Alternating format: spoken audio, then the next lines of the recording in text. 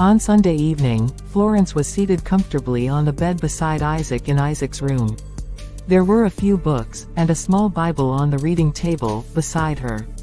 The room was scantily furnished, its walls painted in plain color. There was a religious sticker displayed prominently, but lonely on the blank wall. The two were dressed decently. They both attended the same campus fellowship earlier. When the fellowship was over, they left together. That's how they mostly leave since their relationship became serious. They have been fellowship brethren over the years, but recently became very close. They were both in their final year, but in different departments of the same college. So, what happened after that?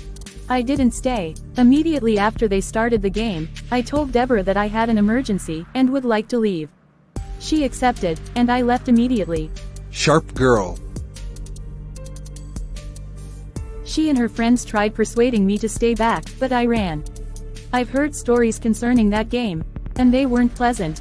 Thank goodness you still have sense. You are lucky you didn't stay. Why did you say so? Imagine how our fellowship brethren would see you, if they got to know about your involvement in such a game. Again, you are not supposed to even think about it because you are mine, and I wouldn't like anyone to see any part of your body.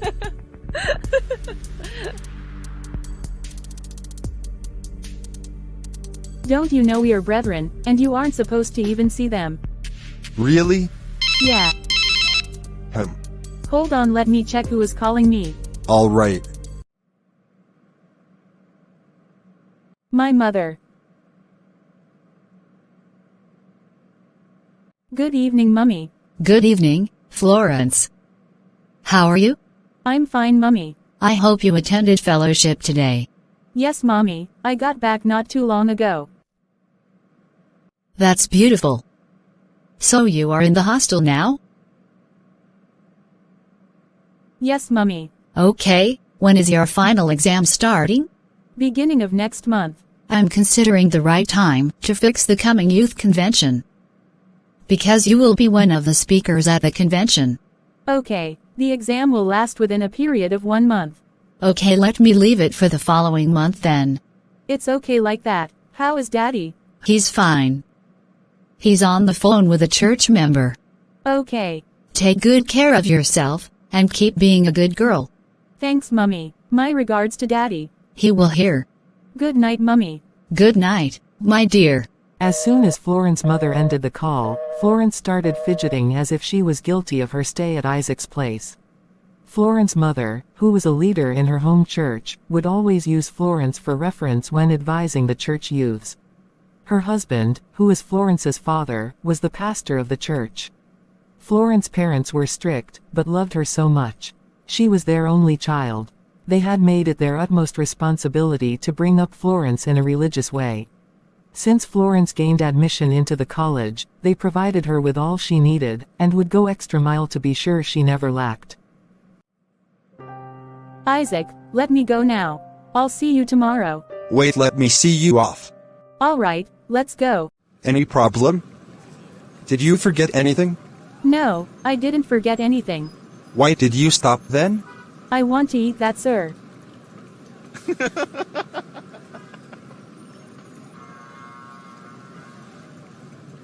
Are you hungry or what? I have food in the house. No, I'm not hungry. I just want to eat that, sir. I love the aroma. I'm telling you because I don't have any money on me here. This is serious. Isaac then checked through his pockets, and let out a $1 note. This is the only money on me. Thank you. Take. No, it's too small for both of us. Okay, thank you. Do you know that I bought $2 own yesterday, and finished it in a twinkle of an eye? What is it about you and Sire lately? I just noticed I've been missing a lot not eating it before. Okay.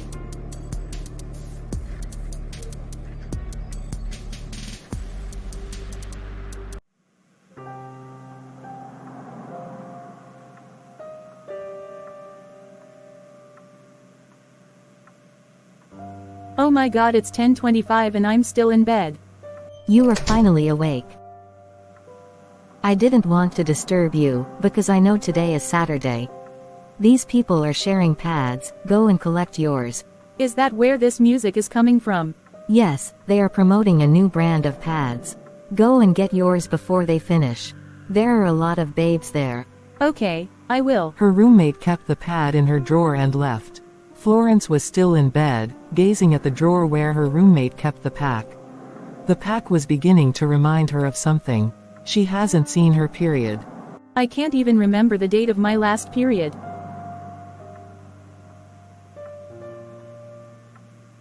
She suddenly got up from the bed and dragged her box out from under her bed. She opened the box and started searching for something.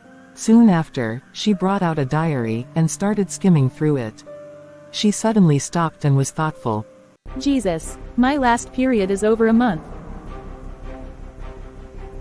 Let it not be what I'm thinking. No, it can't be. I'm not pregnant. She then put the diary back, zipped the box, and pushed it back to its place. She quickly changed her clothes, collected some money from her handbag, and dashed out of the room. She got to the bus stop, and boarded a taxi leaving the school premises. Some minutes later, she got to a pharmacy shop some poles away from the school gate, and bought a PT test kit. She left immediately for the hostel. There were other mini-pharmaceutical shops within the school premises, but Florence didn't want to be seen buying such a thing by people who knew her.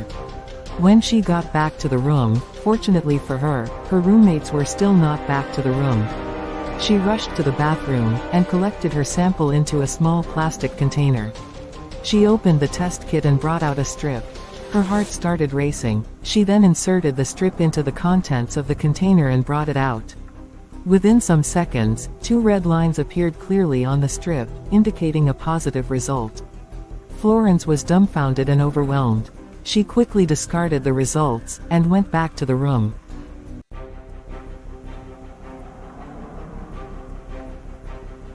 What will people say?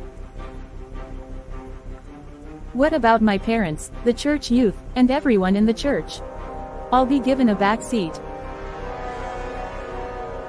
My parents believe I'm still intact. Why did I allow Isaac to do it at first?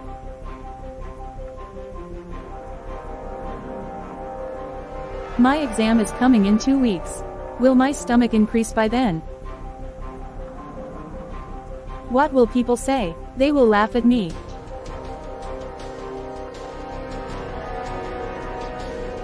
No, I won't let this happen. I will never accept this mockery. Suddenly, she summoned courage. She then got up from her bed and left the room. Florence's parents aren't aware that their daughter has a boyfriend. They gave her a list of the things she should avoid in the college, including not having a boyfriend. She had obeyed all their commands, but couldn't resist the desire for emotional connection. She accepted the close relationship with Isaac, because he has the same moral background as her.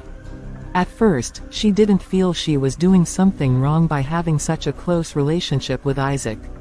After all, they were brethren from the same fellowship. She doesn't gain anything special from Isaac. She just loves being around him. Good morning. Good morning, Florence. Is everything all right? You look tense. I need to tell you something. Something really important. What is it? Please? I'm pregnant.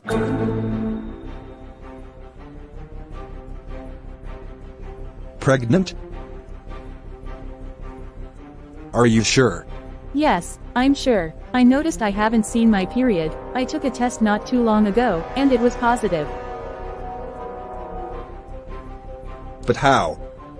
How did it happen? We were careful. I thought as much. I feel terrible right now. Are you sure it's mine? What are you now trying to say? I mean, is that how people easily get pregnant? Was it not just once? We only want to try it out because of the love we have for each other. I can remember it was just the tip. Just the tip, you say. You are the only one that did it to me, and you know it. I didn't come here to argue about it. What are we going to do? Honestly, Florence, I'm still confused. I need to think about it. You better think fast. I'm not leaving here without any solution.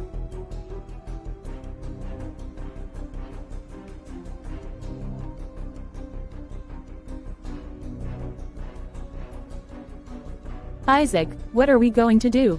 I'm just concerned about the future. How am I going to handle this? Will we be able to graduate in this condition? How will your parents react to it? I'm scared. That's why I'm here. I don't want to think about the future. I want to remove it. Florence, are you the one saying this?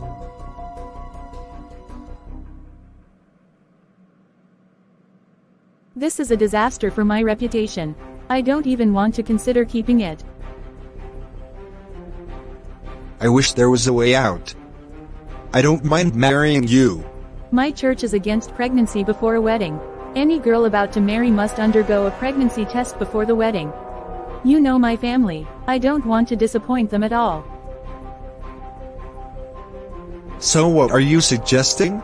I want us to remove it. I'll inquire how to go about it, and I'll tell you. There's no time. I don't want anyone to know about it. There are medications for it, at pharmaceutical shops.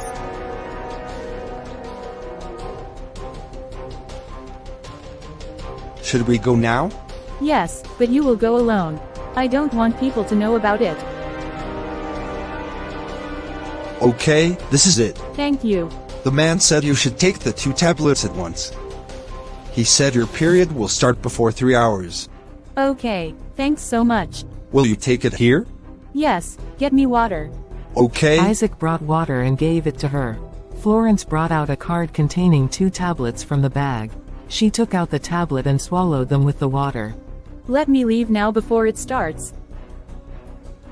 Okay, I'm sorry for what you are going through. No problem. Has it started? No, I haven't seen it. Just calm down. This is just the 3rd hour. But the man said before 3 hours. It's been more than 3 hours, and it still hasn't come. I suggest you wait till tomorrow. If it doesn't come then, I'll meet the man again. Okay.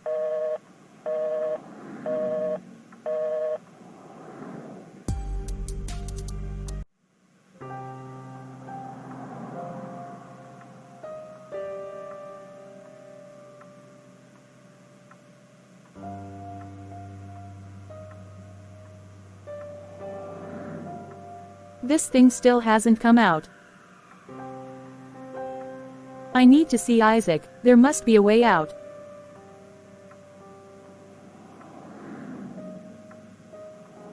You've prepared so early today. Do you have a function at church today? Isaac, what are you even saying? The man whose house is on fire does not go around chasing rats. You haven't seen it yet? Yes, please meet the man again and explain things to him. I don't think he's out yet. You know today is Sunday. If he's not out, check another shop. I will not go to the hostel until I achieve success. Let me go and check. Isaac left at once. Soon after, he came back with some pills which Florence took immediately. The vendor assured Isaac that the medications were the best treatment for what he complained about, and was a quick action. Florence refused to go back to the hostel or church after taking the pills. Isaac didn't leave either. He stayed back with her. After some hours of waiting, there was no visible sign of the result. Isaac held her hands. Florence, we've tried all we could, but it's not working out. Let's leave this. I believe it's a sign from God. Do you even understand what you are saying? I can't keep this. We can work things out. We can keep it away from your family for now. I'll go and see them, or better still tell them. They may reason things out with us. Never. I must get rid of it. I'm out of here. Wait. I know how you feel. Please take things easy. I want us to sit and discuss this. No, I don't want to talk about anything. I know someone who can help me out. I will see you later. Florence, please, I don't want you to make a mistake. I'm an adult, and I can handle this situation.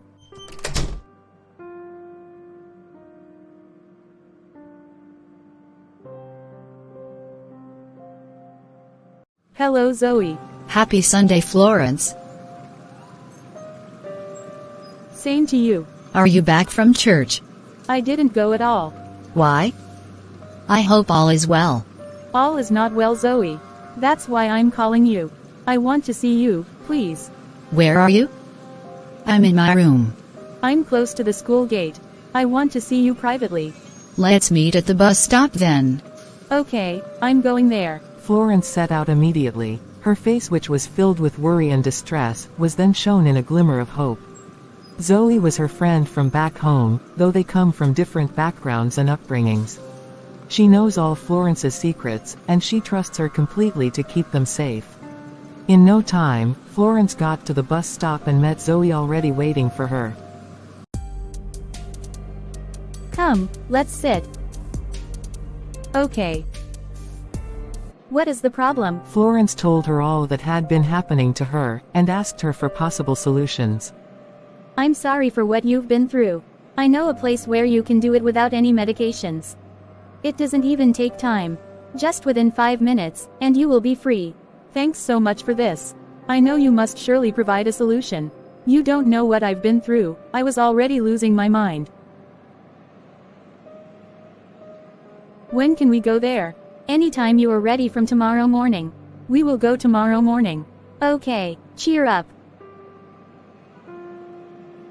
Thanks, my friend. You are welcome. Let's go. All right. I'm sorry, Lord, but I have to do this. I know it's wrong. I promise never to meet any man again until I marry. If I don't do this, I will not be able to live the life I envisioned. My dream of becoming a woman of substance may not come through. I have to take control of my life and reclaim my future. Forgive me, Lord. Good morning, ma'am. Good morning, how are you? I'm fine. Have a seat.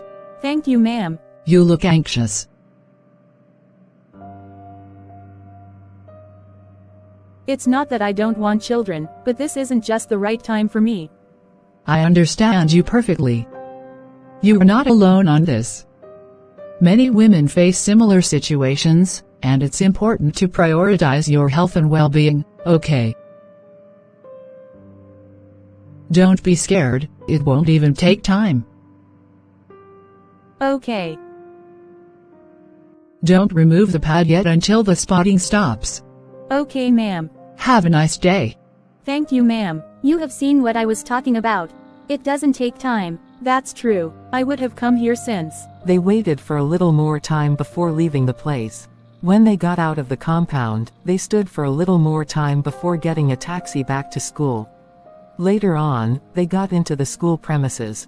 Zoe left for her department to catch up with lectures, while Florence left for her room to have some rest. A few days later, Florence was in the bathroom. She was holding a small plastic container with light yellow liquid content. She picked up a strip from a PT test kit under her phone, which was kept on the basin.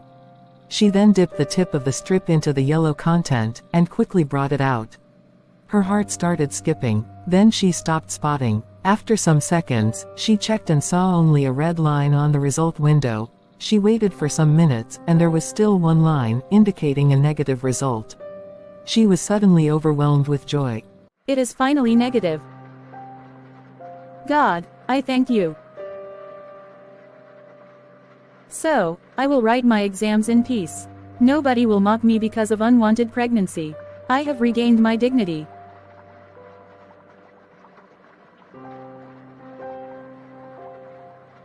This is a second chance, and I will not misuse it. I will never go against my parents' wishes anymore. Until I marry, I will never allow any man to touch me. Father Lord, I thank you.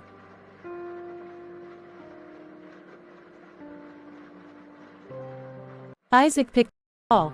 Hello, Florence. How are you today? I'm fine. Guess what? Um. Try. Is it negative? Yes, it's negative. Wow, finally. Yes, finally. I'm sorry for all you've been through. No problem, it's not only your fault. I should be blamed too. This calls for celebration, Florence. Would you come around today? No, When will you come? I don't know yet. I'll call you back. I'm in the bathroom. It's like someone wants to use it. Okay. I'm almost done, please. How is the study? Fine, Mummy. I just want to hear from you, and also inform you that our exam timetable is out. Wow, when are you starting the exams? Monday. To end when? Towards the end of this month, 28th. Good, you will come back immediately, right? We'll stay back for my clearance. It won't take much time, just about a week or two. When I'm done, I'll come back. Okay, I wish you good luck in your exams. Thanks, Mummy. My regards to Daddy. He will hear. From that day onwards, Florence started taking her academics and fellowship seriously, as if they would clear her guilt. She would leave for fellowship earlier, and come back to the hostel immediately after dismissal, and face her academic work. Soon after, their exams started. On a midweek fellowship day, after dismissal, Florence and Isaac left together and headed to Florence's hostel. Florence, why don't you want to come around? I need to stay back and study my books. I know about our exams. I'm writing too. Tell me the truth. Are you avoiding me? We are still together. Florence, you know what I'm talking about. What have I done? Please tell me. You didn't do anything to me. I'm just trying to stop the last occurrence from repeating itself. I know, just a harmless visitation like you've always been doing. I don't want to take chances. If that's how you want it, no problem. But I think you are taking it too far. Let's concentrate on our exams for now. Okay. Bye. Yeah, bye.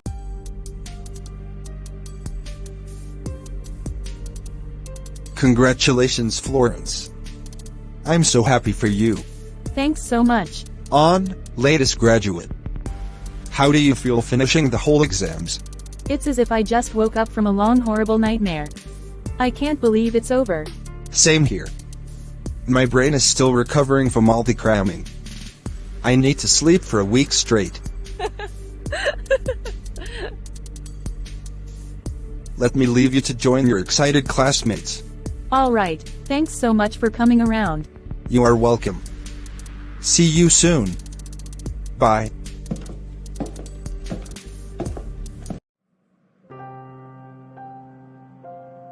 We are both free from academic stress.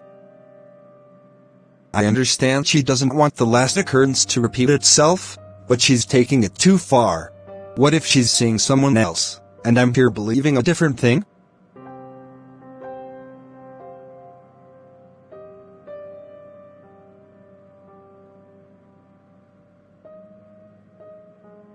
I know what to do. Later on, he informed his classmate, who was in the same hostel as Florence, to keep an eye on her. His classmate did as he requested, and after some days, he discovered that Florence wasn't seeing anyone. Isaac then realized that Florence meant what she said, and let her be. So they later became more casual friends.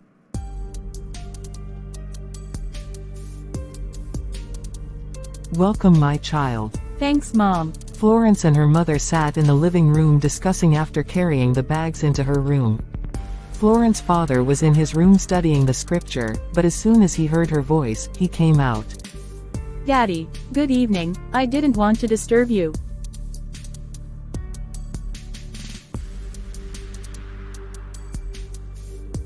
No problem. You are welcome. My latest graduate. I am super proud of you, my child. Thank you, Daddy. Your mother made a special meal for you. Thanks, Mom. I can't wait to have a taste of it. Let me change and come back. All right, my darling. I know she would make us proud. So intelligent and virtuous, even in the college. She took after me. Don't go there at all, my dear. She took after me and everything. Okay, I know you will say that. Some days later, as the date of the convention drew nearer, Florence dedicated herself to making sure the program became a success. She organized some youth who joined her in creating awareness concerning that day. They went to other branches of the church and spoke to the youth about the importance of being in the convention. Finally, the day of the convention came. Youths from different branches of their church came, including those who were invited by church members. The crowd was already settled and was waiting for speakers to address them. Florence then invited to the stage. She was the first to speak amongst the 3 distinguished speakers of the occasion. She walked up to the stage, looking all gracious. She wore a modest gown that almost reached her ankles, showing her raw, unfiltered passion for her religion. She introduced herself, and spoke boldly on the topic of chastity. Her words were like a whip, cutting through the general acceptance of immorality. She spoke to them about why they should remain chaste, and its importance. After some minutes, her speech drew to a close. Her audience was amazed at her teachings. You see, my dears, the world will tell you that sex is freedom, and that love is defined by intimacy. But I stand here today to counter that claim. True freedom is found in self-control. True love is a commitment of heart and soul.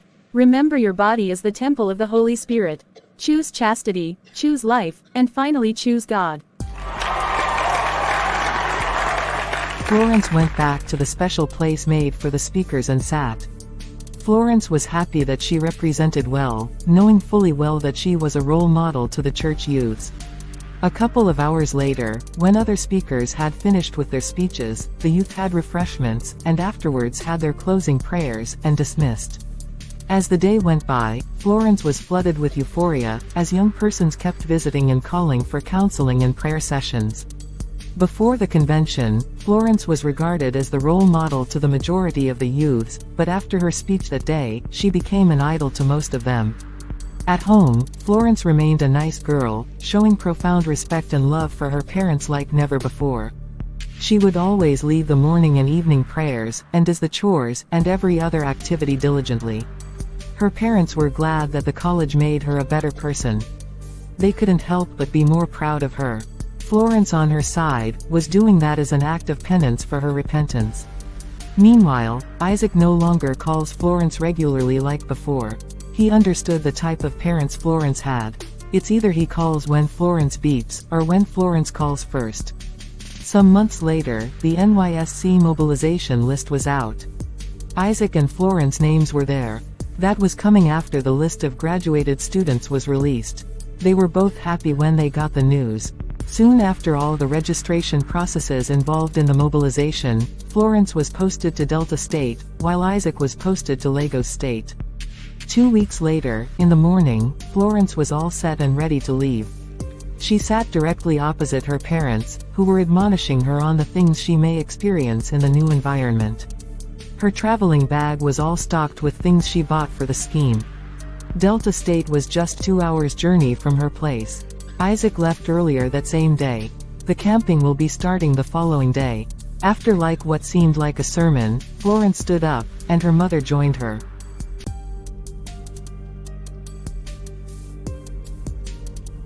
My daughter, we will miss you. I will miss you too, Mummy. It's well, my darling. I won't say much again. Just do not forget where you came from. Always make us proud wherever you find yourself. Okay, Mum. Thanks so much. Let me see you off to the gate. Okay. The following day, their 3-week orientation program commences at their different camps. After 3 weeks of challenges and unforgettable memories, they were posted to their various places of primary assignments. Florence was posted to elementary school for her primary assignment, while Isaac was posted to an industrial firm. Accommodations were provided to them respectively. Soon after, they both resumed work at their different PPAs. All those while, Florence and Isaac usually talk at length. They were beginning to nurture their relationship on another level after the short break they had, while Florence was at her parents' house.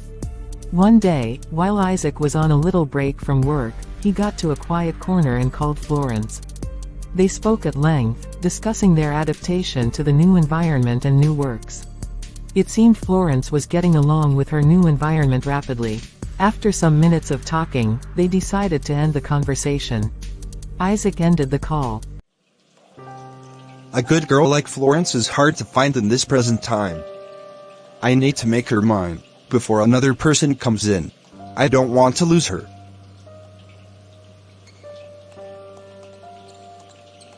He later came up with a plan. The following weekend, on a Saturday morning, Isaac was all prepared, and soon after, set out of the house. He was in a smart casual outfit, and took with him a bag containing some gift items. He had earlier gone to a nearby supermarket and picked a few things he would be leaving with. A few hours later, he got into Florence's PPA location. He called her and asked her where she was, and the location. She provided the information he needed. Isaac got to a field close to Florence's lounge, and asked her to come outside. Florence did as he requested, and was amazed to see him. Isaac.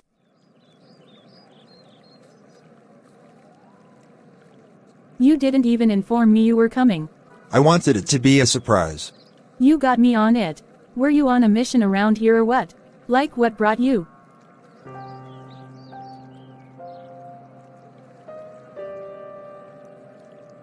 After a moment of silence, he gently knelt before her as he took her hand.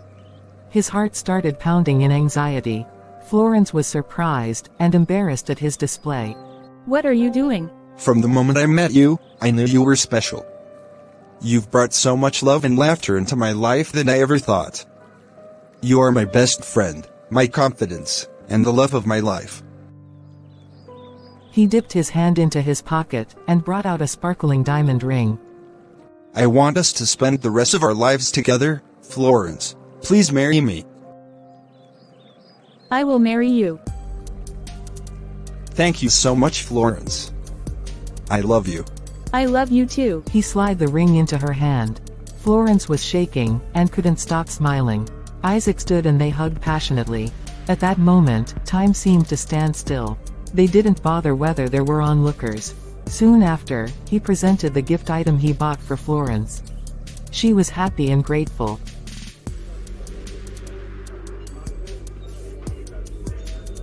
But Isaac, don't you think it's too early for this? I don't want to lose you. I just want you to have it in your mind that you are mine. I hope God provide me with the resources to do the right thing. Amen. Later in the evening, when it was time to sleep, Florence showed Isaac an affordable guest house within the locality, where he passed the night alone. The following day, he went back to Lagos State. It's a beautiful thing, and I'm grateful to God about it. Where is he based? Lagos State. Thank goodness he's far away. How then did you meet? He was a fellowship brother back then in school. We knew ourselves then. Ooh, that's beautiful. He must be a nice man. What about his family? I haven't met them, but they are nice from what he said. I hope so. When is he coming to see us? I don't know. Why? Isn't he ready yet? Mummy, he's still a corper like me. This is the only issue I have about this. I wish he's made already. As long as he's hardworking, and able to put food on the table. Why bother? Do you know that when your father married me, he didn't have anything? Ah, Mummy. I'm serious. He doesn't have anything. And you still married him? Yes, just tell him that whenever he's ready, he should come and see us. Okay, Mummy, thanks so much. You are welcome. How is work? Fine. Please don't forget to tell Dad about this. Okay, I will. Please let me know his reaction when you do. Okay, but bear in mind that it's not going to be a problem. Okay, Mum, my regards to him. Have a nice day. You too, my dear. Around 4 in the evening of that day, at Lagos State, Isaac arrived safely at his PPA's Corpers Lodge, which was an old 3-bedroom bungalow in a neat environment. There were just 3 corpers in the building, each person occupying a room. As Mark entered the building, he met Fred and Amelia, his flatmates, seated in the scantily furnished living room. How is she? She's fine. I hope you had a nice time with her. My guy? Amelia, who was the only female amongst them, suddenly became nonchalant. She didn't want to hear more about where Isaac was coming from. She stood up, holding her phone in her ears, pretending to be answering a call, and left for her room, leaving the men behind. She has tried as much as she could to become more than a friend to Isaac since they became flatmates. Isaac had noticed the affection she was displaying toward him, but he feigned aloof. She usually calls him sweet names. Isaac would blush, and continue whatever he's doing at that moment. On one occasion, Isaac was in front of the house brushing his shoes, when she came and tickled him from behind. Isaac quickly cringed and giggled. My darling, should I help you? No, don't bother yourself, I'm almost done. Okay. I have told you that Isaac is not interested in you, leave him alone. What's your business? Leave him alone, Amelia. He belongs to another. Come to me, I'm very free.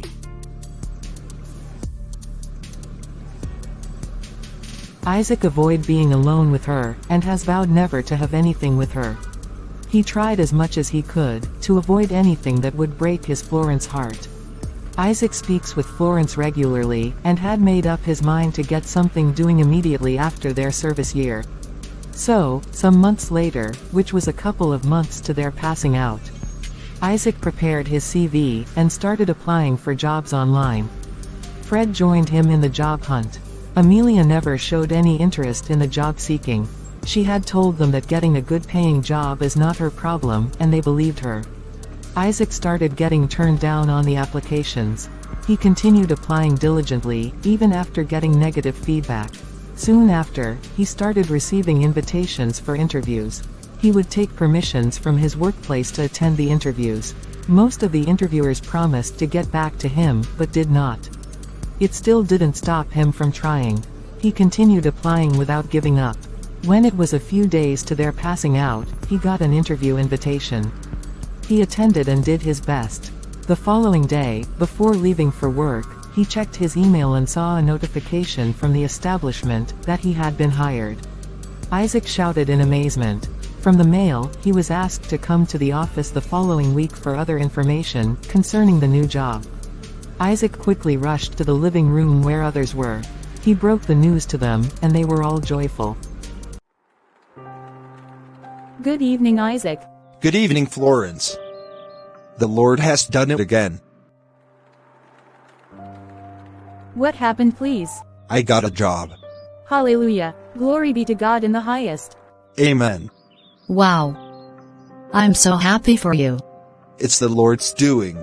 I never knew it was going to be this fast. Now I believe truly that Lagos is a land of opportunities. It is. When are you resuming? I'll be going there next week as they had instructed.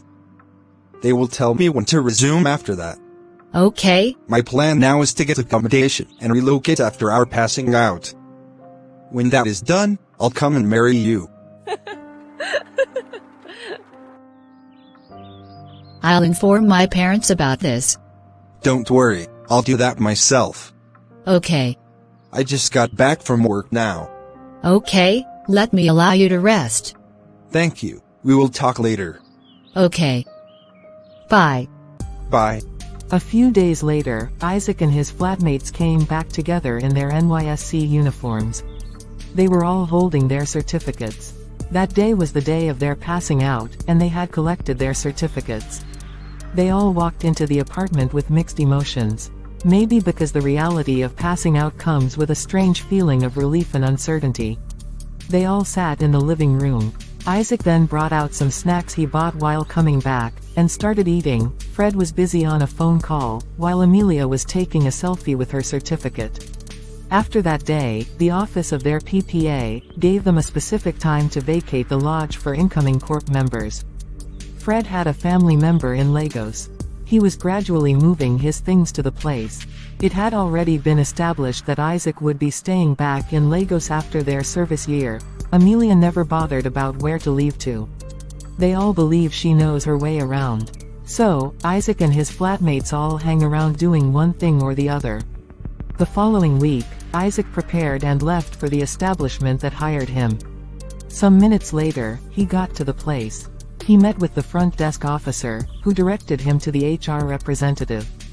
He met with the HR representative, who provided him with documents with a detailed explanation of his job role, expectations, and performance metrics. His salary structure provided to him as well. He was then given a resumption date, which was 2 weeks ahead. The 2-week period was for him to fully get ready for the job. He appreciated the lady and left. Later that day, when Isaac got back to the lodge, he informed his flatmates to help him look for an affordable apartment to relocate to.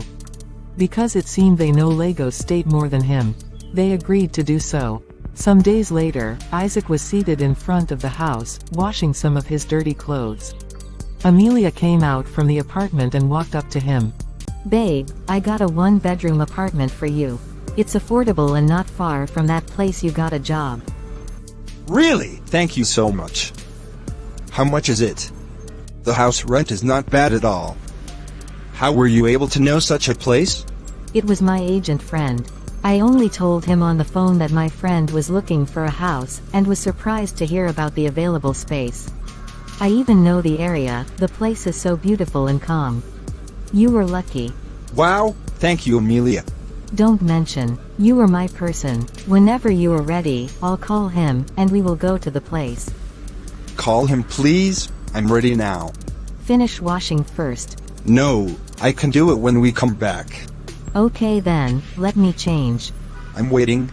Okay. Soon after, she came out well dressed, and they left. About 30 minutes later, a commercial vehicle stopped, and they alighted and paid the driver. The driver zoomed off. A man who was the agent that Amelia spoke about walked up to them. They exchanged greetings with him, and walked together into a nearby compound with a block of flats. People were living in most of the flats. The agent led them to the available flat. They got into the void apartment, and the agent showed them around. Isaac told him that he loved the place. Soon after, he paid for the accommodation, and the flat was locked, and the keys handed to him. Later on, Isaac and Amelia left. A few days later, very early in the morning, Isaac prepared and left for the village. He had earlier informed his flatmates that he would go and see his people that day. So the previous day, they helped him move most of his things to the new apartment. How is Lagos State? Fine, Mama. So like this, you want to go and marry?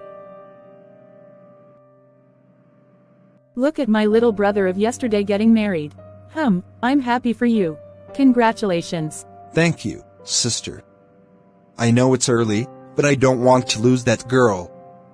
She's a nice person. I have known her since my college days. She is so lucky. Right? Yes. The following day, in the morning, Isaac and his mother left the house. They were going to meet their close relatives to inform them about Isaac's decisions. Later, after meeting them, they all agreed that Isaac made a good decision. In the afternoon, Isaac and his family left in a taxi for Florence's parents' place, which was a few villages from theirs.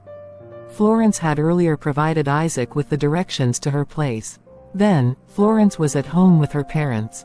She left for her parents' place immediately after collecting her NYSC certificate.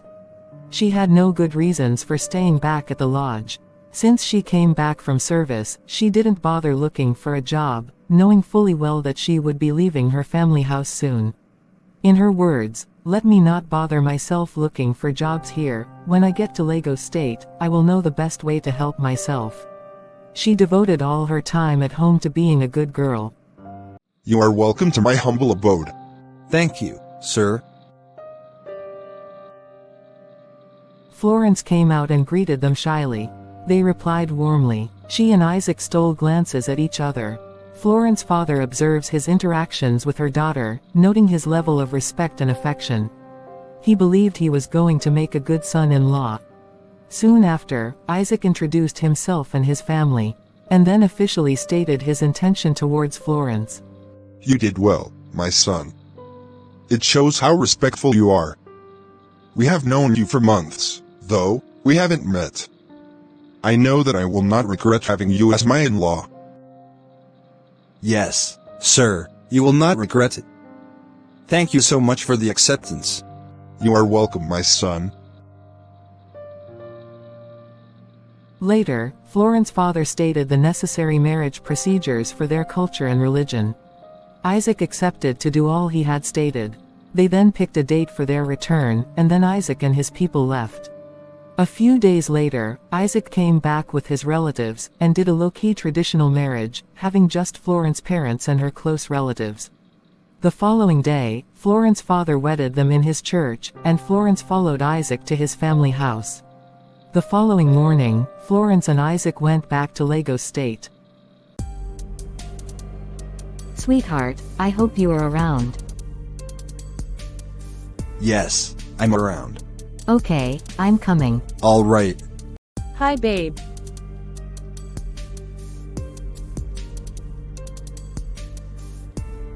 How is my baby doing? I'm okay. Let me check who is at the door. Okay. Good evening, madam. Good evening.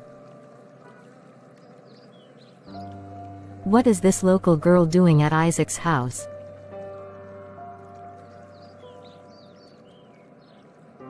Please, I'm looking for Isaac. Okay, he's in the room. Let me call him.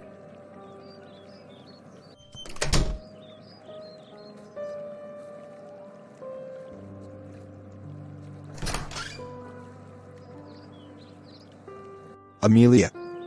You are here. Yes, dear, good evening. Good evening. Please come inside. All right. Welcome once again. Please have your seat. I thought you were alone in the house.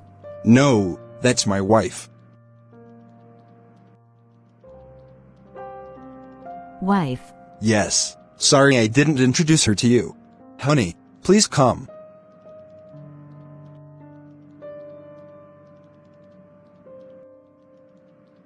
This is Amelia, my flatmate at the lodge. Amelia, this is Florence, my lovely wife. Wow, I didn't know you were serious. You never mentioned you were married then. Yes, that was because I wasn't married then. We just got wedded recently. Oh wow, congratulations. Thank you. Isaac is such a nice man. You can say that again. Okay, I just came to say hi. Okay, you did well. Wifey, you are welcome. Thank you. Let me be on my way then. Honey, let me see her off. Okay. Are you still in the lodge? No, I've left, same as Fred. The time they gave us has elapsed. So where do you stay now? I'm in a friend's place. That's where I'm going now. I hope it's not far, 'cause it's getting late. Not that far, it's within this estate, just down the next street. Okay. Let me walk you to the place then. Thanks so much. Thanks so much, Isaac. Good night. Good night. When he got back to his house, Amelia became their topic. Isaac told his wife beautiful things about Amelia. He also told her that Amelia was friendly and playful. Florence fell in love with her already.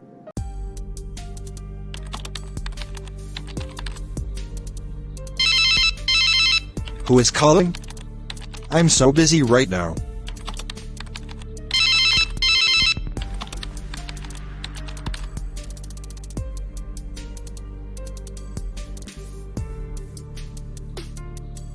All right, now that I'm done, let me check who has been calling since. Oh, it's Amelia. Let me call her back. Sorry, it's like I called at the wrong time. Don't worry, I was busy then. How are you? I'm good. There is something that I want to discuss with you. Please, can you come around after work? Okay, I'll come. Okay, I'll be waiting. All right. Isaac thought for a moment about the reason for Amelia's call, what it could probably be. After brainstorming, but couldn't pinpoint what it could be, he shrugged his shoulders and continued his work. I'm here. I'm coming right away. Welcome to my house. Thank you. Have a seat. I thought you said you stay with someone.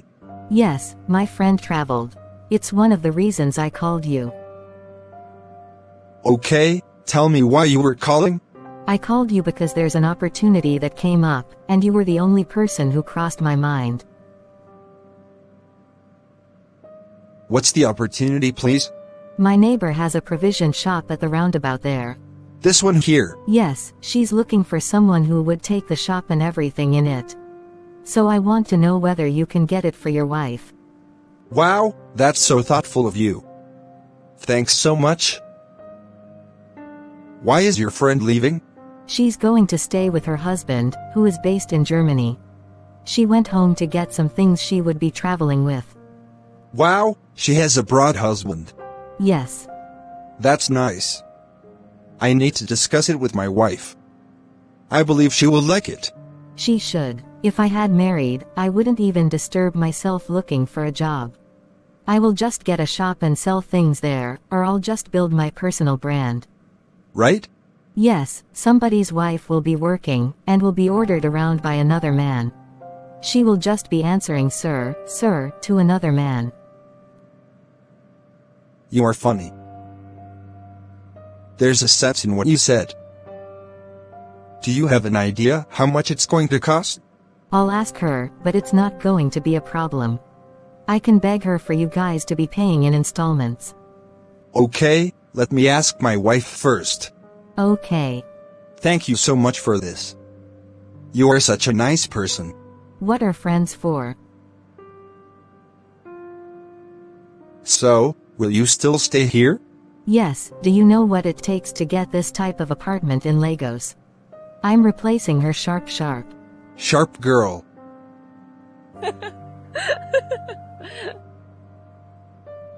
Let me get you something to drink. No, thanks so much. Let me be on my way. Okay. Some minutes later, he got home, and his wife welcomed him. She collected his bag and carried it to the room, while Isaac sat in the living room. Florence came back to the living room, and he didn't hesitate to inform her about his discussion with Amelia. You mean, the shop is fully stocked? Yes. What am I waiting for? I thought you would say no. Who rejects such an opportunity? Am I doing anything at home? No. It's even better than getting a job, because it will be less stressful. Okay, so we should take it. Why not? I'll inform her about it. I even need to appreciate her for this. She's such a nice person, an angel in human form. Yeah, I told you. Now I'm seeing it. Please get me something to eat. Alright, let me get the food. The following day, around 7 a.m., Isaac and Florence were all dressed up, and were about to leave the house. By then, they had finished all their early morning routine. Isaac carried his bag and walked out of the house. Florence followed him from behind. Soon after, he locked the door, and they left. They were both going to Amelia's place. Florence had begged her husband to take her to the place, so she could show appreciation for Amelia's kind gestures towards her family. Some minutes later, they got to Amelia's place. Florence, on sighting Amelia, quickly went and hugged her respectfully. They exchanged greetings with Amelia and sat down.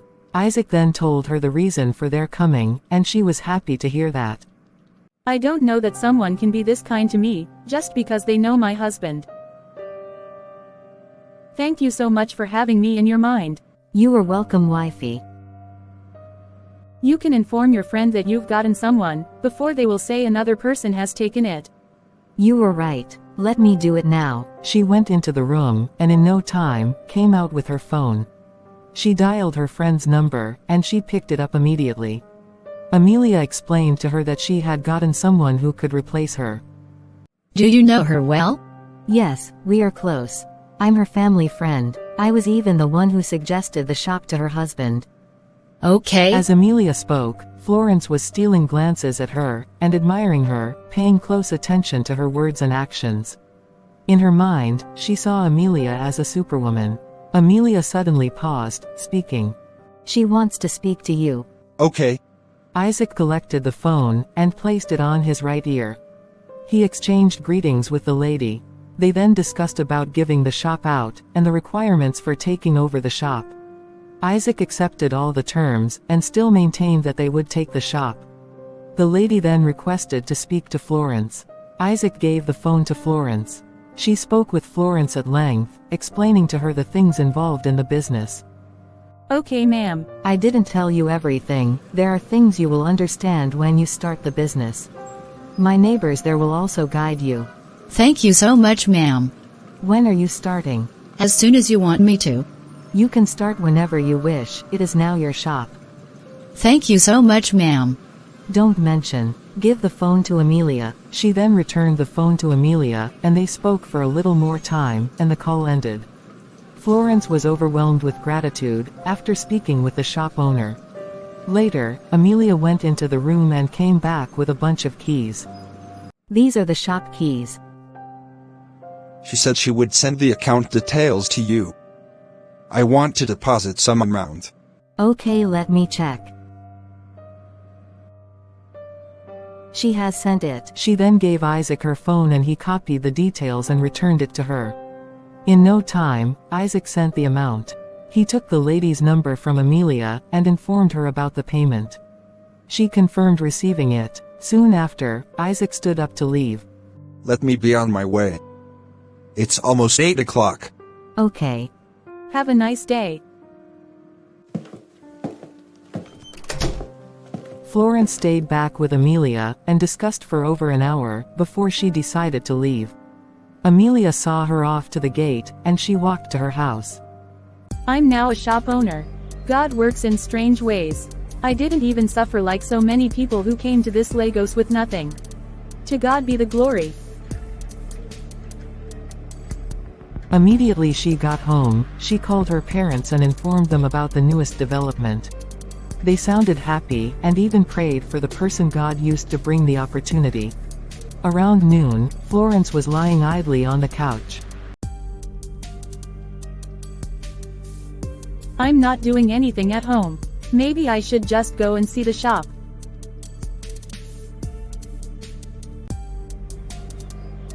If not that this woman is leaving for abroad, why will someone leave this shop?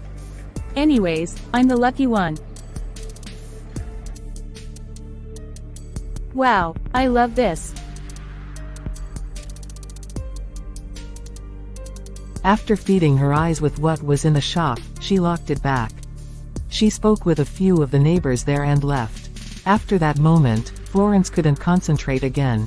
All that was going on in her mind was just to start going to shop. The following morning, Florence resumed going to the shop for business. About a week later, Isaac was busy in the office working on the laptop before him. Suddenly, his phone started ringing from its usual place. He was reluctant to pick up the calls, because he didn't want to be distracted. The calls continued coming, and later stopped. After some minutes, he brought out his phone to see who it was. It was an unsaved number. While he was about to call back, he saw a text message from the same number. He opened it and read. He suddenly became dismayed. His eyes became wide and unblinking. He read the text again, as if he didn't get the words at first. In no time, he dialed the unsaved number to get more information concerning the text message. Sir, this is Nurse Charity from Mira Hospital. What happened to her, please? Sir, come over to the hospital first. This isn't something we can talk about over the phone. How is she now? She's recuperating. I will be there soon. Okay, sir.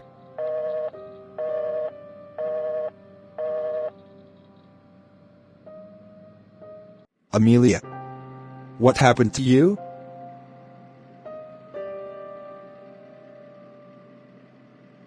You are Isaac, right?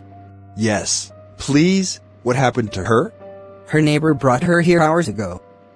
She said she took a poisonous substance to end her life. What? Why? The person who brought her said it was due to a heartbreak. My God. Where's the neighbor? She went home to get something. We called you because we needed her family or close friends. Her neighbor said she stays alone.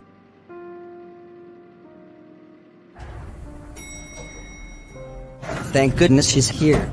Please excuse me. Amelia's neighbor walked in. Isaac exchanged greetings with the lady. What really happened? She was indoors for a couple of days, and it's unlike her. So I went to check up on her.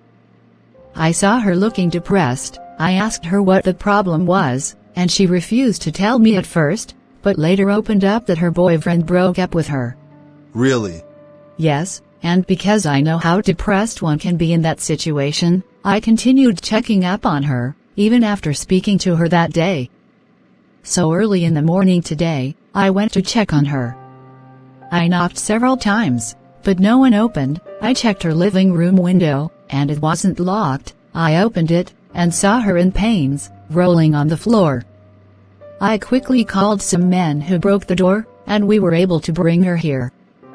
It was the doctor who confirmed she had taken a dangerous substance.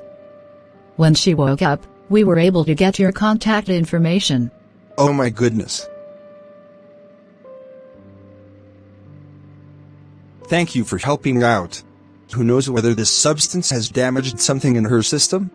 According to the doctor, it didn't. He said she was brought here on time, and they were able to put things in control. Thank God. He said she would be needing her loved one always, until she gets better. Amelia never told me all these. I guess she was hiding it from you. When last did you speak with her? I think 4 days ago.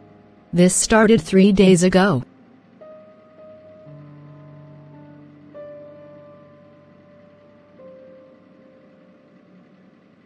Would you be sleeping here? Because I am just coming back from work. Yes, I will pass the night here. Thank you, dear. Isaac. Yes, dear. Let me excuse you both for now. Okay, thank you so much. I'm sorry for what happened to you. I feel so hopeless right now. He was my everything. We talked about the future and made plans, and then he just decided he didn't want to be with me anymore. Like I was nothing. It's quite a pity, but it's not a tangible reason to end it all. You are still young and beautiful to attract another man. Do you think he would lose anything if you take your life? It's a loss for your family and loved ones. Your said boyfriend may not even know about it, because he has moved on. The best thing for you to do is to move on. How?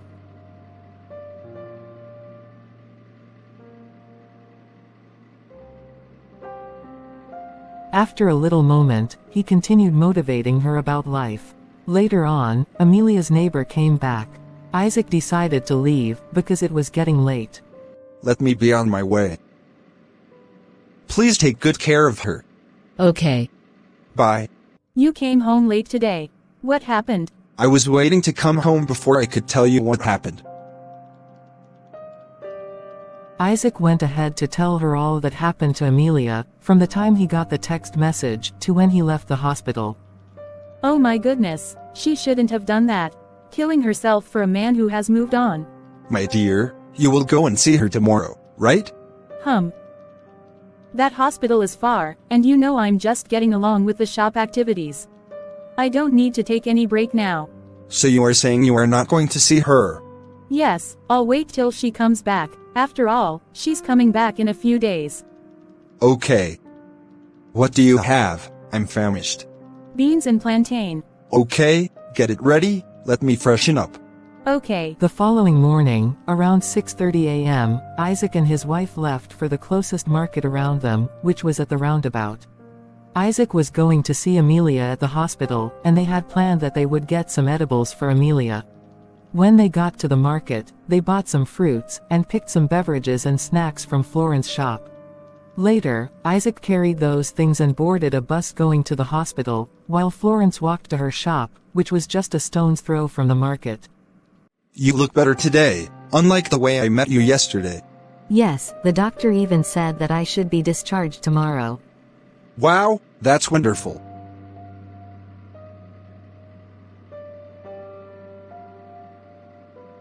I'm just worried. How do I cope in this condition? Stop sounding that way. I am here for you.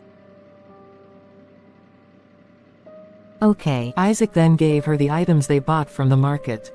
All these for me. Thank you so much. You are welcome. How about your neighbor? She left not too long ago. I hope she will be back soon. Yes, I can't wait to leave here. It seems I'm stressing you guys. Not at all. What you should know is that we all care about you.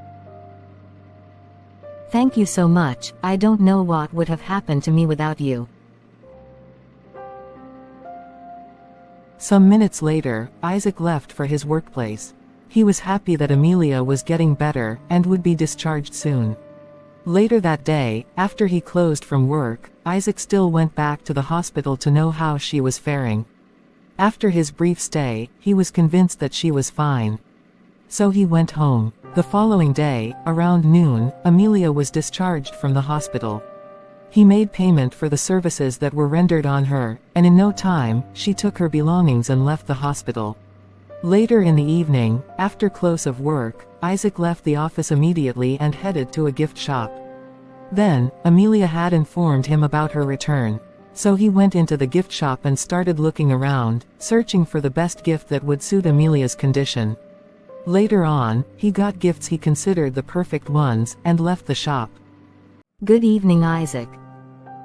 He quickly presented the gift of a bunch of sweet-scented flowers, with a card message to her. Amelia was overwhelmed with joy, as she collected the gifts. She kept the flowers aside, and picked up the card message. She opened it and read, You're not alone in this journey. Just know that you will overcome this. Thanks so much. You are welcome. Have a seat. All right. Isaac was surprised that nobody was in the apartment. He had expected that people would be around her to make her feel better, due to her conditions. Even that her neighbor who was with her at the hospital, wasn't in the house. Maybe they've all gone. You are welcome. Should I get you a chilled soft drink? No, please, you shouldn't do this. I just came to welcome you back. I just want to offer you something. Don't bother yourself, please. This is so beautiful. You deserve the best. Thank you so much. I suggest you start applying for jobs. I believe getting a job will also be helpful in this period. That's true, but I think I will be too hard on myself. I want to recover fully from this, before I make any decision. Okay, but how do you take care of your needs now that we aren't serving? That's not a problem. I'm interested to know. My parents provide for me. Okay, I just came to welcome you back. I'll be on my way. Thanks so much for coming around. Thank you for the gifts. You are welcome. Have a peaceful night rest. You too. When he got home, he informed his wife that Amelia was back from the hospital. His wife promised to visit Amelia the following day.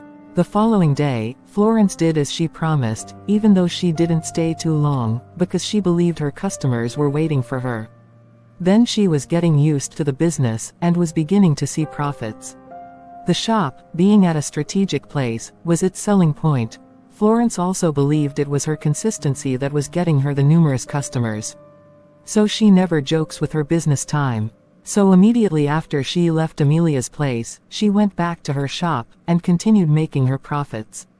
Later on, out of pity for Amelia's condition, Isaac made it a point of duty to be checking up on her, every now and then. He mostly visit her on his way back from work, and would stay with her for a moment, both of them sharing their thoughts freely. Some weeks later, Florence, who was always early and eager to leave the house for her shop, was in the bathroom, looking downcast. Isaac walked up to her. What happened? It has started.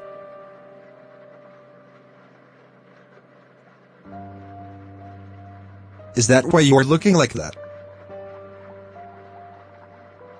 This is just the 3rd month of our marriage, and you are getting anxious about getting pregnant. It's not a problem, please. We will keep trying, and I know they will come.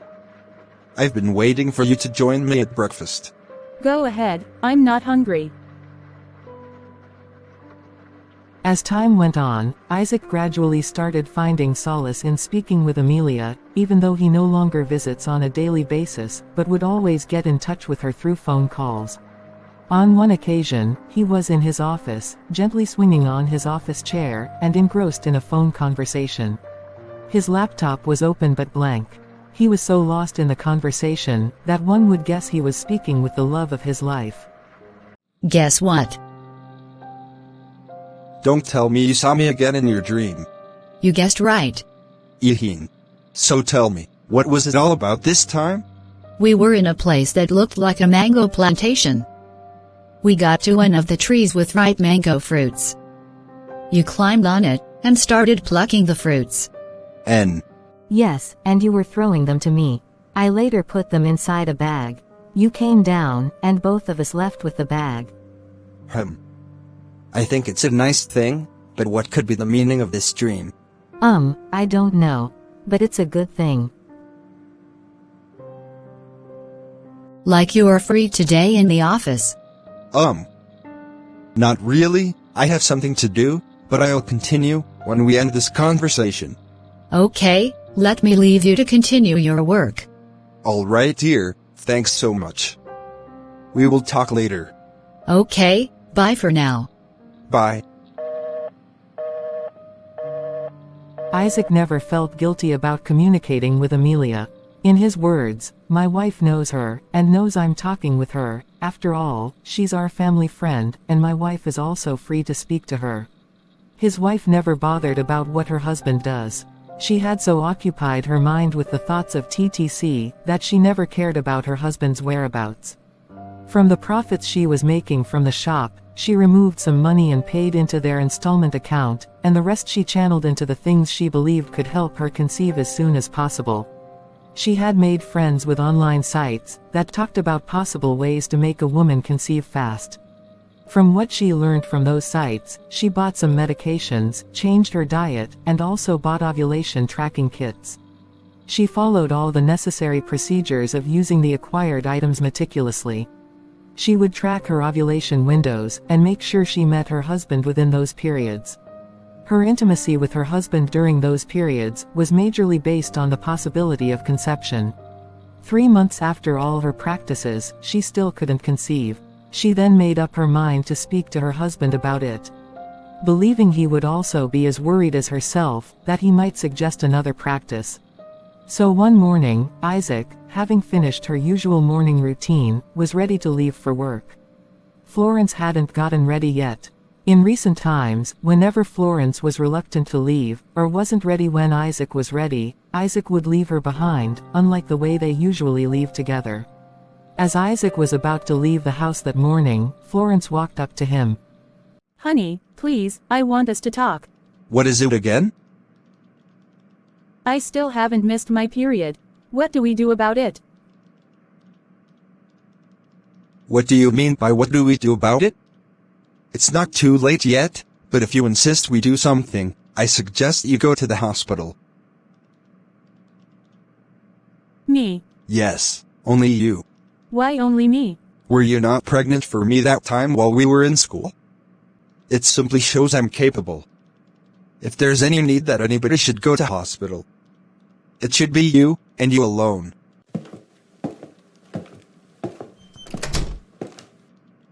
That statement from Isaac was what Florence had been trying to avoid all the while.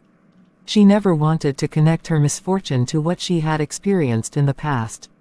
She only wanted to stand on the Bible's truth, which stated that old things have passed away, and behold, all things have been made new. Florence believed she was a new creature, from the time she started avoiding Isaac after the incident. Florence couldn't do anything. The guilt of her past struck her. She gently went back to the room, sat on the bed, and started brooding over what Isaac said to her.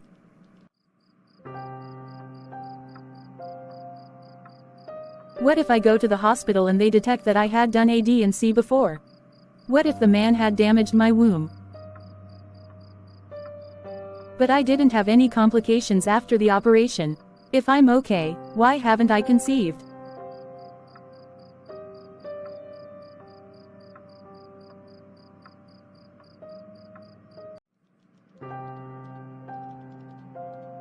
I know someone who can help me with the solutions I need. Isaac's attitude towards me will not stop me from seeking a solution. I need to do something real quick before people start asking questions about us.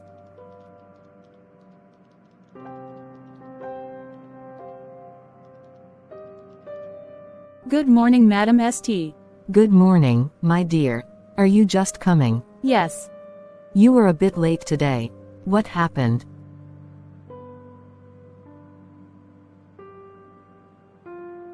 My friend, I hope all is well. All is not well. What is the problem? I'm yet to conceive, and it's bothering me.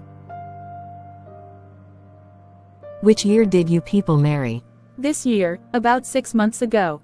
It's not late. I know, but I just want to prove that nothing is wrong with my body. I have always wanted to get pregnant as soon as I marry, but we've been trying, but it's not coming. Left for me, I will say it's too early to be anxious, and you are very young. You will not understand. I understand the pressure, though. Do you know that I have tried all the possible things to do to get pregnant, but have no positive results? In fact, I have never missed my period. What have you done? Florence went ahead and explained all the practices she had done in the recent past to Vicky's amazement. You were supposed to have gotten pregnant. Do you know that I did not do any of these things, but I got pregnant immediately after our wedding? Lucky you. I'm not only lucky, but I make sure I address my case spiritually too. I believe this your case is a spiritual one.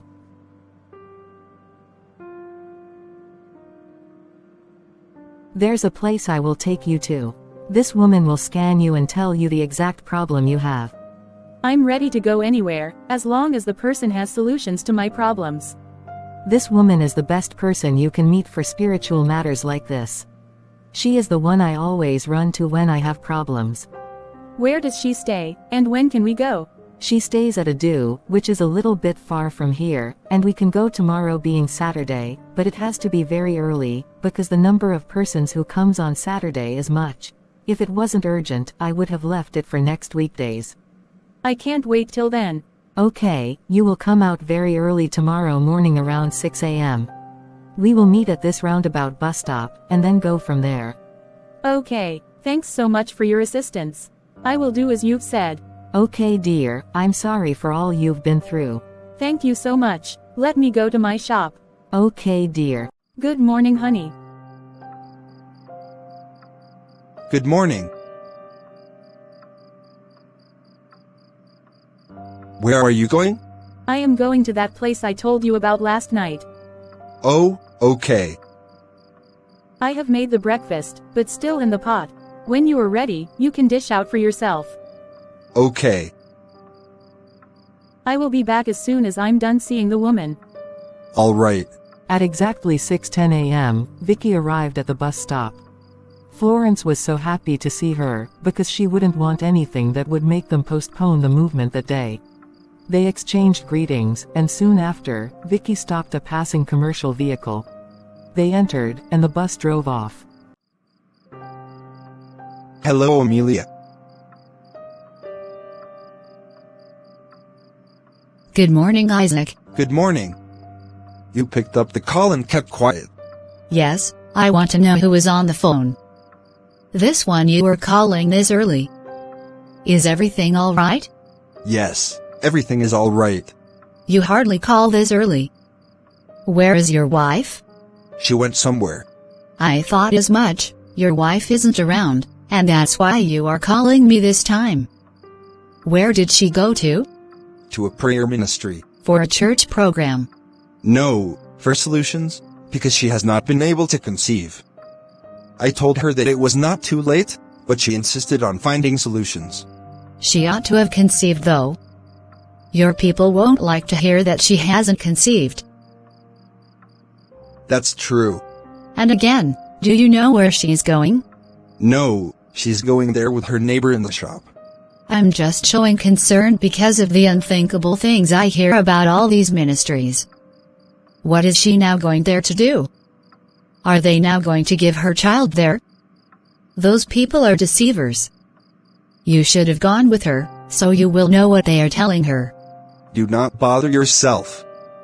I know how best to handle it. Okay? How are you doing? I'm fine. Just want to hear your voice. Okay, thank you so much. You are welcome. I'll talk to you later. All right. You are blessed. Amen. I see a baby around you. Amen. I see a man, tall, dark, slim, his name is Isaac. Yes, he's my husband. I see him carrying a child. That's the baby I'm seeing around you. Hallelujah, I receive it. Amen. Why not tell your mother that secret? You have been harboring it for a while, making you believe it's part of your problem. Is it the reason for me not having children?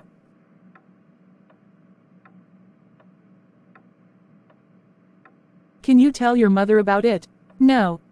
Why? She doesn't know me for that. She would be so disappointed in me. It will save you a lot of stress if you do. Okay, I will try. Alright, I will give you some chapters of the Bible to pray with. Make sure you pray with your husband. Okay, ma'am. It was around noon that Florence and Vicky were stopped at their starting point, which was at Roundabout bus stop. They both came down from the commercial vehicle, and it continued moving.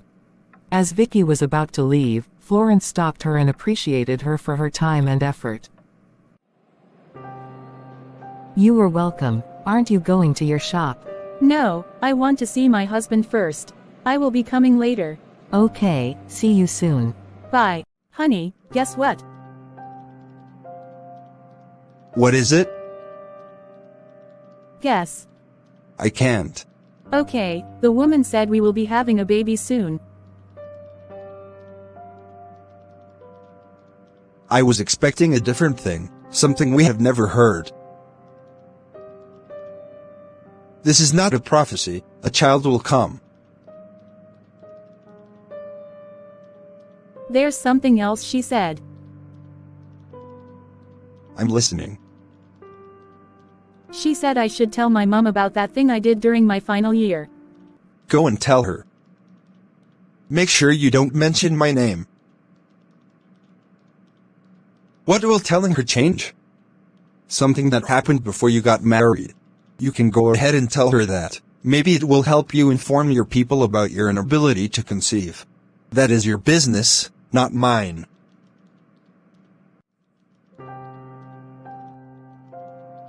Let me go back to the shop.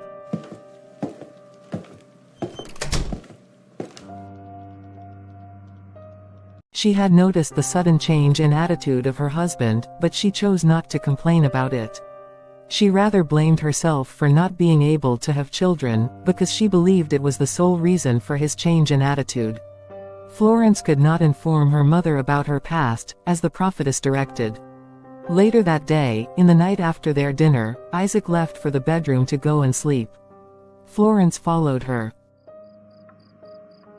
You know we didn't finish our discussion in the afternoon. The woman gave us a list of Bible passages to pray with, concerning the prophecy. I'm tired, please. Allow me to rest. Florence decided to leave the prayer for the morning, and allowed him to rest. The following morning, Florence came back with the prayer request, but he still refused to pray with her. I will pray in my office.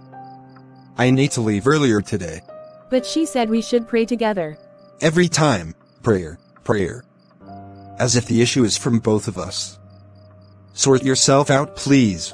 Florence left him alone. Florence was heartbroken that her husband kept on bringing up the fact that she wasn't able to conceive. His statements were like adding salt to her injury. Florence then went to one corner of the bed, knelt and started praying. He never cared to join her. He only dressed up quickly and left the house.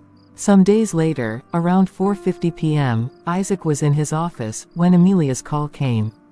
He quickly picked up the call smiling. Good evening. Good evening. How are you? Fine. Is everything all right? I think I'm having malaria. Have you taken medication? It just started. Can you come over while going home? Okay, I'll be there. Should I buy the medication while coming? Yes. Okay, I'll be there soon. Okay, thank you. See what I got for you. The medication is inside it. Isaac said, handing her a small nylon bag. Thank you. But you don't look sick. I was thinking I would meet you shivering. Are you truly sick? Yes, you were making me feel sick. I just wanted you around. I'm not feeling so well, and I believe I'll feel better if you are around me. You are funny. I'm serious. Amelia adjusted the upper part of the dress to expose more of her front. Isaac's eyes started wandering on the exposed front. I have waited so long for this day. I can't hold it any longer. I love you so much, and I know you love me too. Isaac felt an unexpected wave of weakness, rendering him momentarily speechless. Amelia leaned in, her lips gently brushing against his. In that fleeting moment, Isaac responded, caught up in the tide of emotions. Things escalated quickly, and before he knew it, Isaac had removed his trousers. Amelia, already prepared, offered no resistance. They surrendered to the passion of the moment. A short while later, Isaac reached a point of no return. In the aftermath, clarity struck him like a lightning bolt. It was as though a veil had been lifted, revealing the gravity of what had transpired. Overcome with guilt, he hastily dressed, grabbed his bag, and left the house in a rush. Amelia, however, remained composed, her expression one of quiet satisfaction, as she watched him leave without uttering a word. Thank you, Jesus. Thank you, Alpha and Omega. May your name be praised. I'm coming. Good evening, honey. Good evening.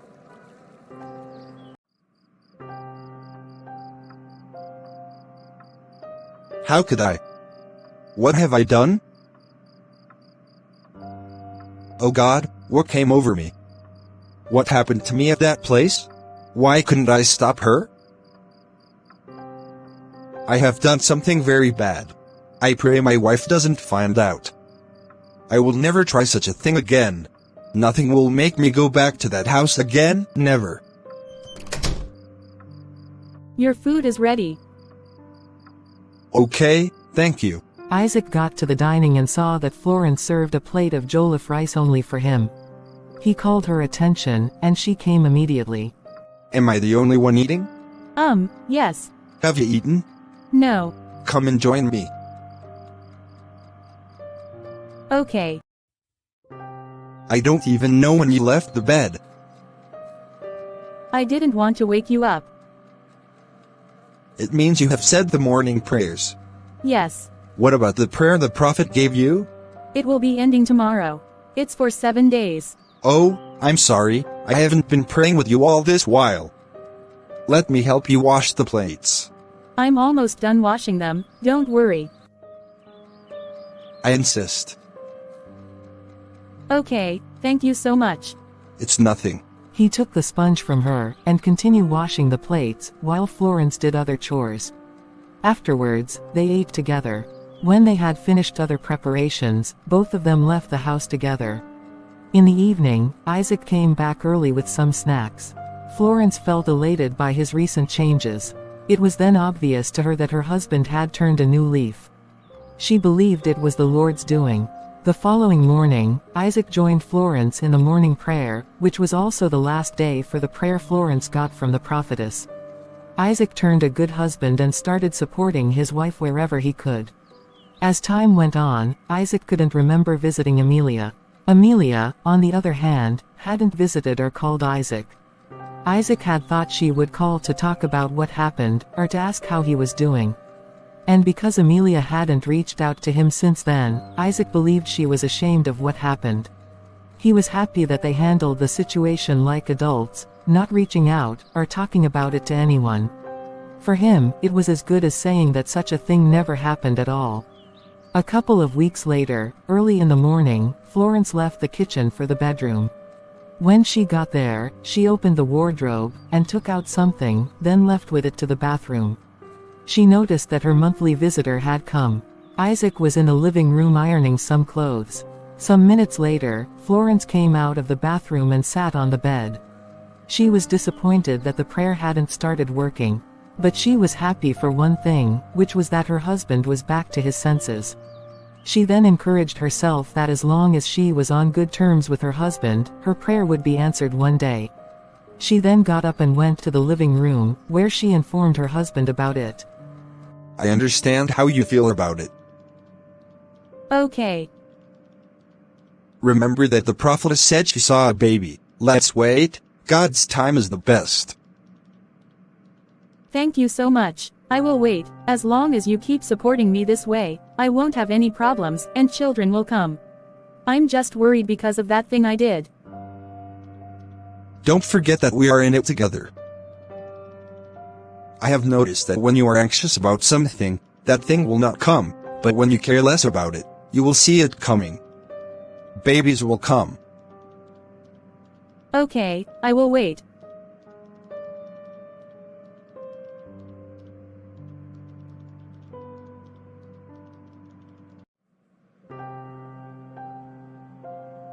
I will try and remove my mind from every thought of not being able to conceive. Let me focus my attention on my business. I will use the profit I'm making from my business to finish our scanty living room.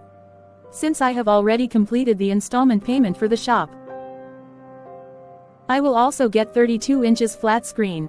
I really want to surprise my husband. By next week I will make sure everything is done.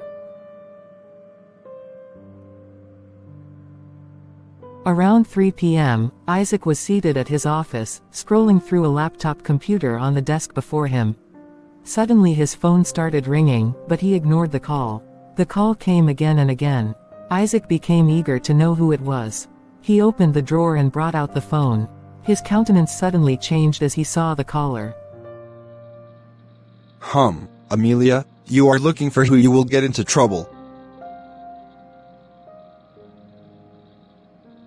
Nothing will make me pick this call. He then busied the call and kept the phone on the desk. The call stopped coming after his action, and he continued his job. After some minutes, his phone beeped, indicating the reception of a text message. He quickly picked up his phone, as if he expected the text at that moment. He was not surprised to see it was Amelia again. You haven't visited nor called since our last encounter. I am calling, and you refused to take my calls. Anyway, I just want to inform you that I am pregnant, and you are the one who is responsible for it.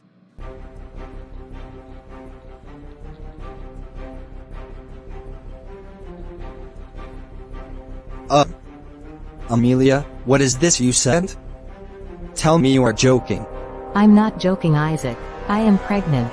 You can't be, please. You are not pregnant? I confirmed it a couple of hours ago. I can repeat the test in your presence if you so wish. Amelia, please do something about it. You know I am married, and I can't do this to my wife now. I can't discuss anything with you again on the phone. If you want to talk, you know my house. Amelia. Emile.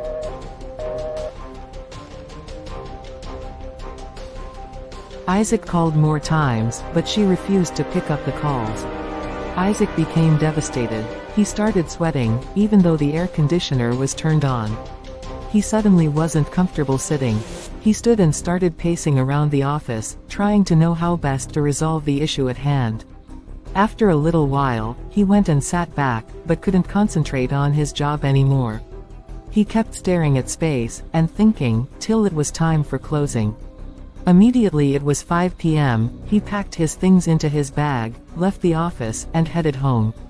He was scared of going to Amelia's house. He didn't want to hear more of what she said.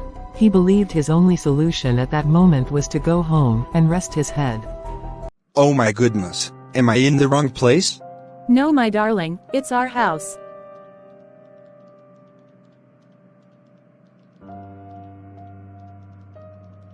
How were you able to do this? Wow. I wanted to surprise you, that's why I didn't inform you about it. Thank you so much, my queen.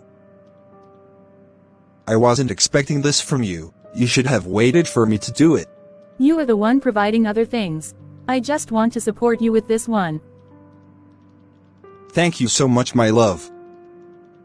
He stood in the living room looking around in amazement, while Florence left for the bedroom to drop his bag.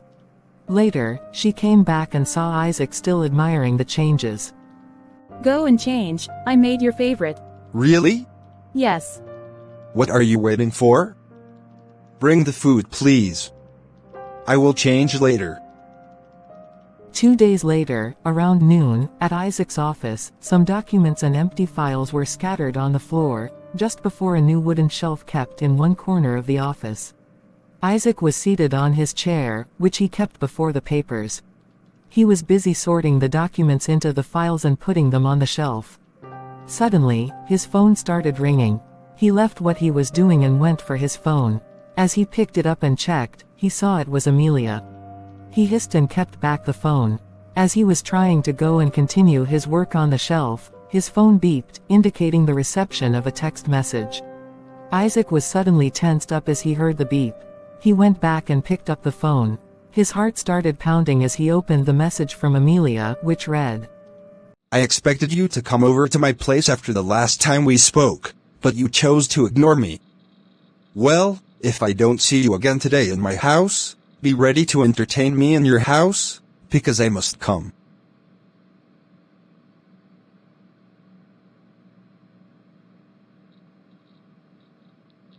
Good evening, Isaac. Good evening.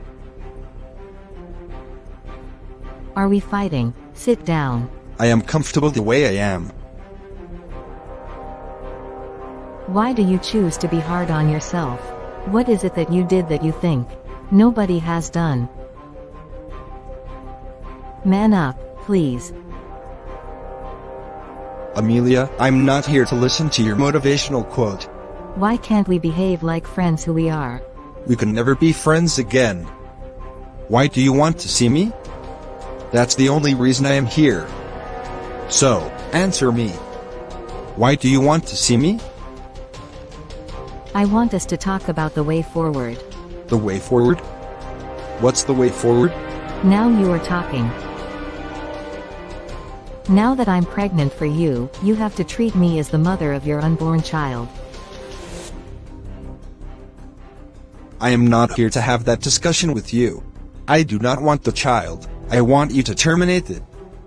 That's the only thing I want you to do. Never. What are you even saying? Something that was given to you on a platter. Can your wife get pregnant? I know you purposely did it to me, so you can have children from another woman. Shut up your mouth. Don't you ever just respect my wife again? Were you not the one who disrespected yourself by sleeping with me?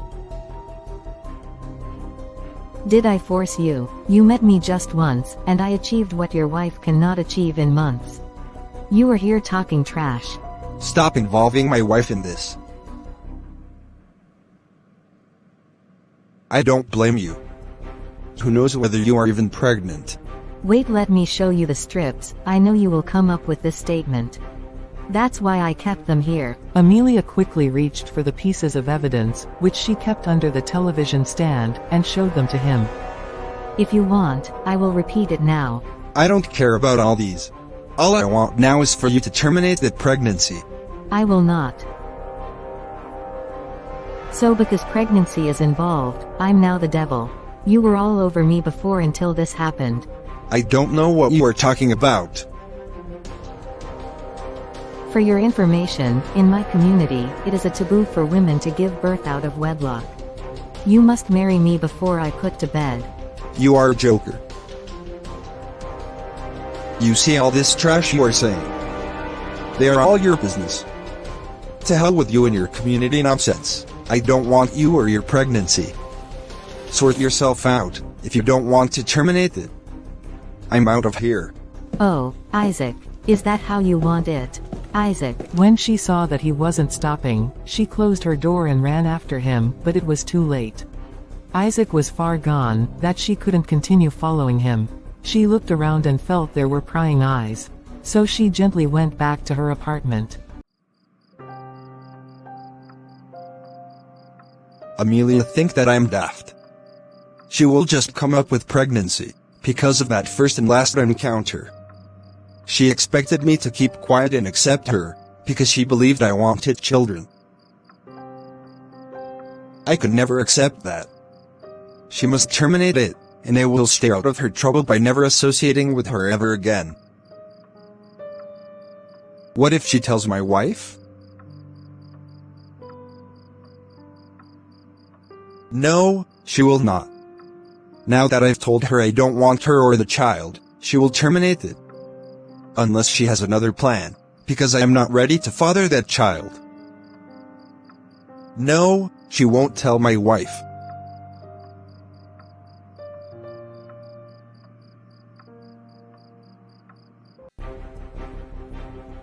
Isaac thinks he can take me for granted. He doesn't know who I am. I will show him the other side of me. He hasn't even seen anything.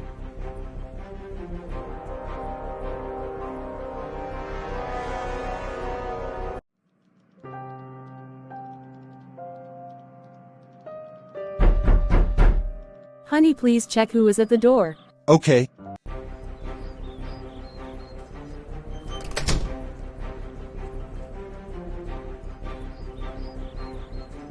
What are you doing here? I didn't come here to see you. Isaac then held her arms. The grip was so strong, that she couldn't move her arms. Leave me alone, Isaac. Leave this place at once. Isaac tried pushing Amelia away from the compound. Florence heard the uncomfortable noises. She called Isaac but he didn't answer. She quickly left what she was doing and rushed to where the noises came from. Immediately Isaac saw Florence, he released the grip on Amelia. Amelia started complaining of pain, and raining abuse on him. What is going on here? Honey, answer me. What is going on? Why were you holding her in such a way? Were you both fighting? He doesn't want me to tell you that I'm pregnant for him. What?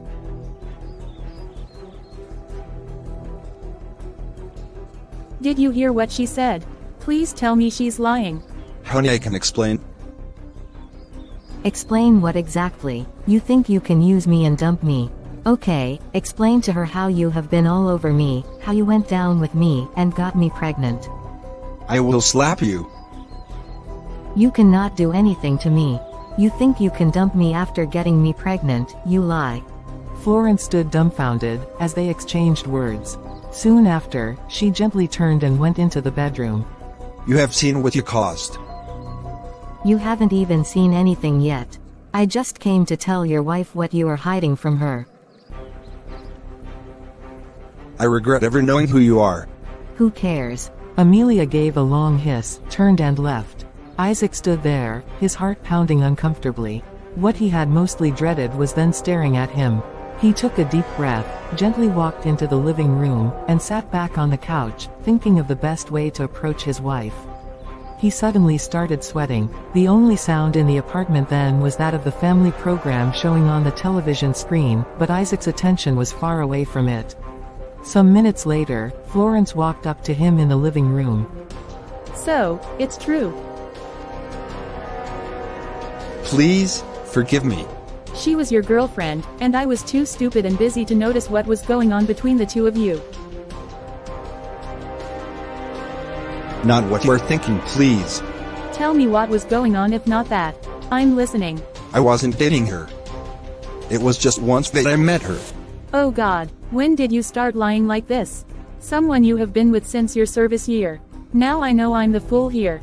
A lot has happened under my nose. Please understand this differently. This girl just wants to separate us. Don't listen to what she said. Can you hear yourself? I should not listen to her. Something she said before the both of us, and you couldn't defend yourself there. You are now telling me not to listen.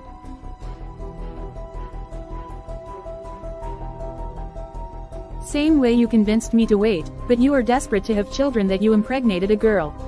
Amelia for that matter, our family friend. So Amelia was your lover all these while.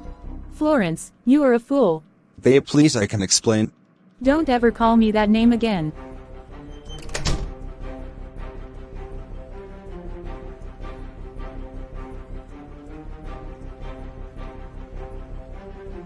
The following day, around 4:30 a.m., Isaac got up and went to the kitchen to start making breakfast. About an hour later, Florence woke up and heard some movements in the kitchen. She got up from the bed and quietly left for the kitchen. As she was approaching, she saw a pot on fire, and her husband cleaning the kitchen. She quickly turned and went back to the room, because she didn't want Isaac to see her. Soon after, Isaac was done making jollof spaghetti. He left for the room to meet Florence. Good morning, honey. Good morning. I have made breakfast. Okay, thank you. Isaac then resumed his preparations for work. Later on, he ate breakfast alone, because Florence refused to join him. He left for work afterwards. I deserve all the treatment I'm getting from my wife. All of it. I hope we get over it soon. As soon as Isaac stepped out of the house, Florence came out and started her own morning routine without neglecting the breakfast Isaac made. Soon after, she went into the kitchen and picked up a plate, got to the pot and scooped a reasonable quantity of the jollof spaghetti into the plate, and carried it to the bedroom. She started eating the overcooked pasta with disgust. She struggled with the food as if it reminded her about the person who prepared it, but she couldn't stop eating because she was hungry. The thought of what Isaac did was really eating Florence up. She suddenly stopped eating, and started pondering over what was happening.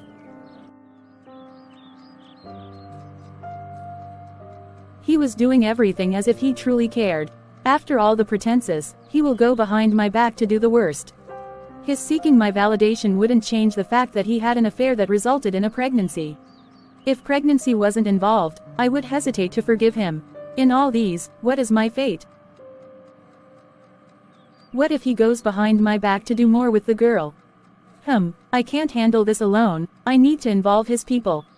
I can't tell my parents about this yet, Isaac is the one directly involved in it. So I'll tell his people. Good morning, Mama. Morning, my daughter. How are you people? We are fine, but... But what? I hope nothing. How is my son? Florence went ahead to explain to her all that had been going on in her family. Eh? Oh my goodness. My enemies are at work. This is not how I trained him. Where did he learn such a thing from? So this is what he did to you. A marriage that is not up to 1 year. Is he there with you? No, Mama, he has gone to work. Don't worry, my daughter, I'll talk senses into him. Thank you, Mama. Bye-bye, my daughter. Bye, Mama.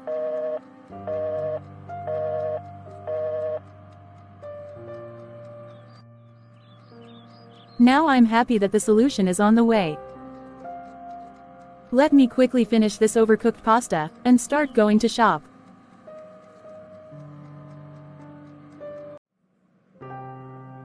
Hello, Mama, I'm sorry I missed your call. I was on my way coming to my shop then. Okay. You said you know the Amelia girl. Yes, Mama, very well. Give me her number, we want to teach her a lesson. Okay, Mama, I will send it. All right, my daughter, thanks. You are welcome, Mama. Will these be enough? Yes, they will be enough. Okay, did she later send it? Who are you talking about? Florence. Oh, yes, she has sent it. Let me see. Okay.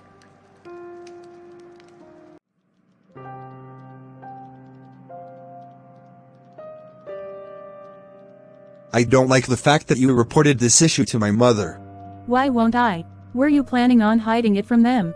Your own family. You don't want them to know what's happening in our house. Oh, I see. You want me to die in silence. Don't misunderstand me, please. I'm saying this because I know the type of family members I have. Why are you now telling me? You shouldn't have told them. Please, don't disturb me.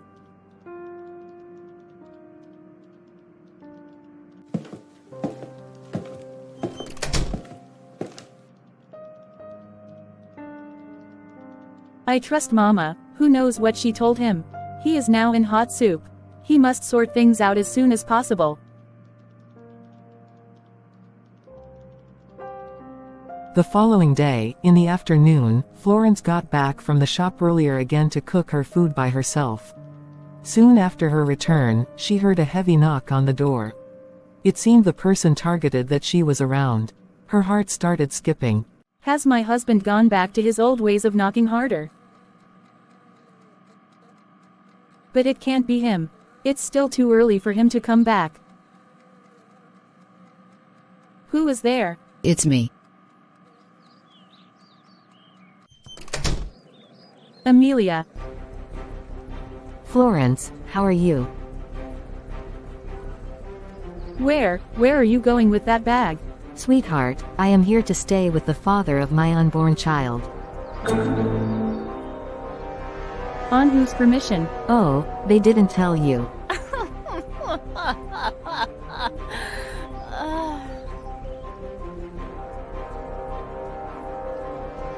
They have chosen me over you. Because I'm carrying Isaac's baby. If I were you, I would just disappear from this house.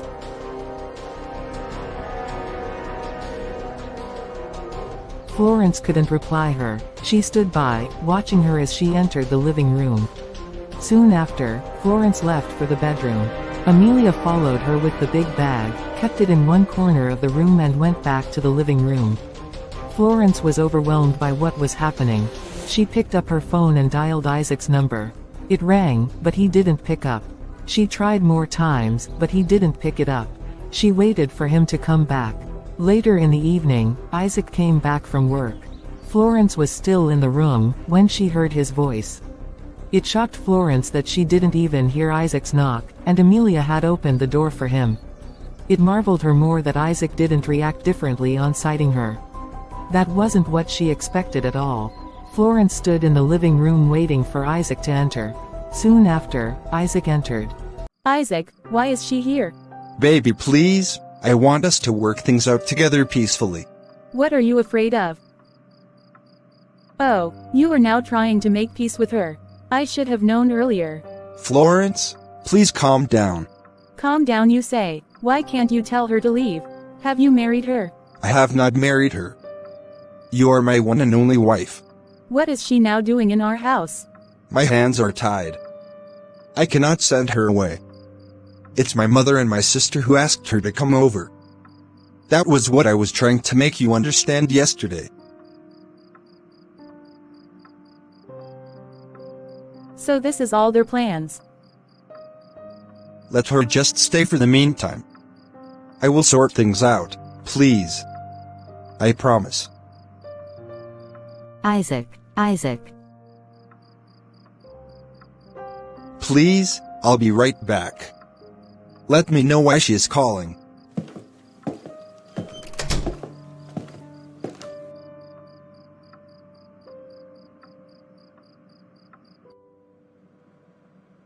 She wanted to use the restroom, that was why she called me. I showed her the visitor zone. He looked and saw tears running down her cheeks. Is that why you are shedding tears? This isn't something you should be worried about. You need to start seeing things from my own perspective.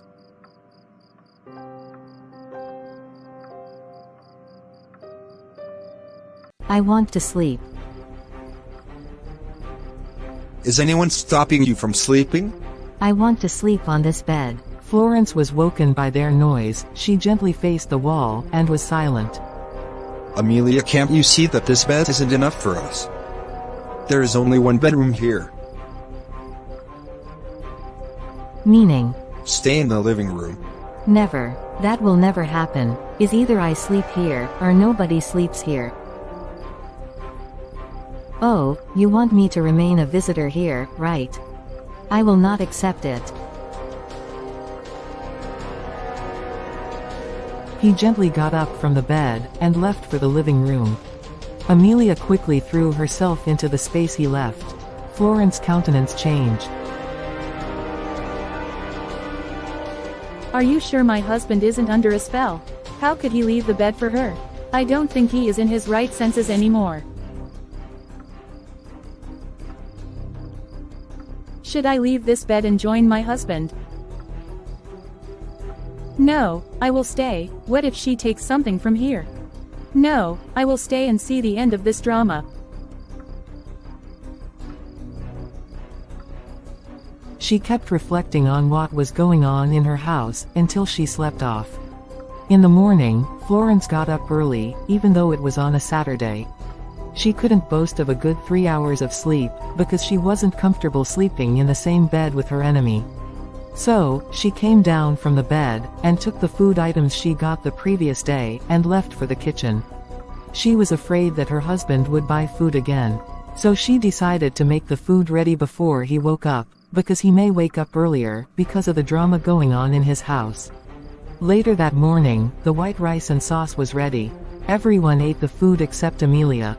She complained that she was craving spicy noodles with boiled eggs. Isaac didn't hesitate to grant her wish.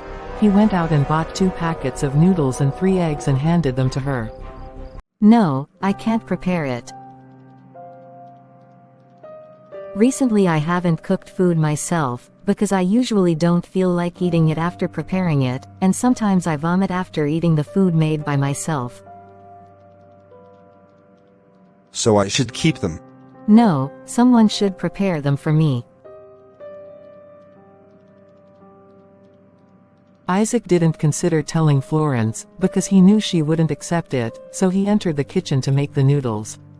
Florence couldn't stand what was going on, so she quickly dressed up and left the house. It was then dawned on Florence that Isaac had divided attention, and was not ready to let go of any of the two. This is getting out of hand. But how could Mama tell her to come and live with us? Am I just discovering how wicked these people are? If I hadn't called them, I would say my husband was playing this game. Is this how they want to chase me out of my house? How do I conquer this battle? I need to speak to a nice person with a good sense of judgment. And you are here talking about it like this. What will I do? God knows that if such a person was in my house, I would have torn her apart. I mean, tear her into pieces. What nonsense. I cannot fight, and you know if I had gotten pregnant, I would have more grounds to fight for my home. My own is that if you continue like this, you will go into depression, and as I'm seeing it, that girl wants to press you out of the house. That's exactly what she wants to achieve, and my husband is behaving like someone who has lost his senses.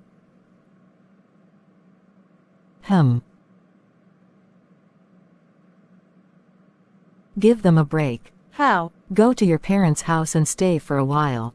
No, I don't want to leave my matrimonial home for another woman. I didn't mean you should divorce him. Just a break from all the oppression. Your husband is not going to stand by you in the long run. He wants you to accept the girl. I do not want to consider leaving at all. I only want you to stay with your parents, where you are loved and valued. If you die at your husband's house, he will still marry that girl. If you can't fight, and it still pains you, give them a break by leaving that house. Okay, I will think about it. Thank you so much, my friend. You are welcome. Let me go to my shop. All right. Florence didn't expect Vicky to say such a thing. She doesn't want anyone to advise her to leave her matrimonial home.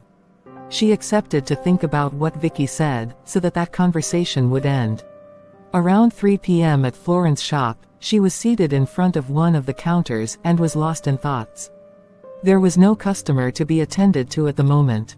The thought of going back to the house was becoming a thing of concern to Florence. She doesn't want to start imagining what could be happening at her house in her absence. Deep down, she couldn't stand the oppression from Amelia, but didn't want to consider leaving her home for her. She believed it was one of the temptations of marriage, which she ought to overcome. When it was 5 p.m., she closed up the shop and left for the house. Some minutes later, she got to the house. The major entrance door was wide open, which was unusual. Florence was then thinking of what could be going on. As Florence was about to enter the apartment, Amelia came out with a bucket of wet clothes belonging to Isaac. She was going outside to spread the clothes. The two women walked past each other without speaking to themselves. Florence entered and noticed that her husband was not in the living room. She gently left for the bedroom. As she approached the bedroom, she heard her husband talking aggressively. She listened quietly, and noticed he was speaking with someone over the phone. Florence went closer and stood before the door and listened attentively. Can you stop this, Mama? Don't forget that you are the one who brought this confusion into my home. You brought it upon yourself. You are an ingrate. We are trying to help you solve your problems once and for all, and you are there spitting nonsense. How do you mean? How exactly are you solving this problem? Send her away. Who? Florence. She is still young and beautiful enough to attract another man. She is bad luck to you. That will never happen, Mama. I can allow Amelia to stay in my house until she put to bed. But I will never do this thing you are saying. You see why I say you should send Florence away. If she continues staying, you will not see the need to keep Amelia as your wife. She is the one who can bear children. Let her stay, then you can send Florence away. Mama, do you know the implications of what you're saying? It is for your future. I am helping you because I can see you cannot make a reasonable decision on your own.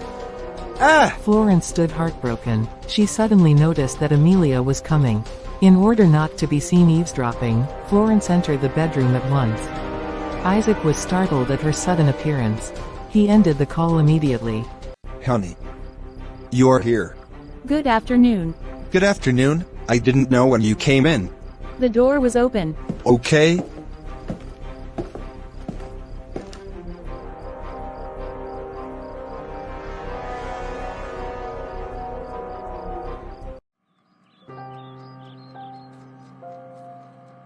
I have come to realize that I'm alone in this battle. Isaac doesn't have a mind of his own. My intuition already made me know their plans. But I will not allow them to embarrass me. After that, Florence made up her mind on what to do. Her decision brought a light of hope to her path. Her face, which looked older than her real age due to her condition, suddenly was brightened. Later in the night, Isaac peacefully left the bedroom for the women, and went to sleep on the couch in the living room. Around midnight, Florence got up. She went to the wardrobe, brought out her traveling bag, unzipped it, and started packing her things into it. Amelia saw her but kept quiet. When Florence was done arranging her things into the bag, she zipped it and kept it aside. She went back to bed after. Around 5 a.m., the following day, Florence got up and started preparing. When she was done and ready to leave, she carried her bag to the living room to meet Isaac, who was still sleeping. She tapped him. Isaac got up and they exchanged greetings casually. Honey, where are you going this early? Where? Where are you going, please? I want to go and see my parents. Why so sudden? Did anything happen? No, I just needed to cool off a bit. I can't continue staying in this environment. Isaac held her hands, and was emotional. Please, don't go. Give me time to sort things out. Isaac, I don't think there's anything you can do about this issue. As it stands now, you can't make a decision and stand by it. I heard the conversation you had with your mother over the phone yesterday. For real? Yes, I have to go. If I continue to stay, you will do what Mama advised you to do. I just need a break.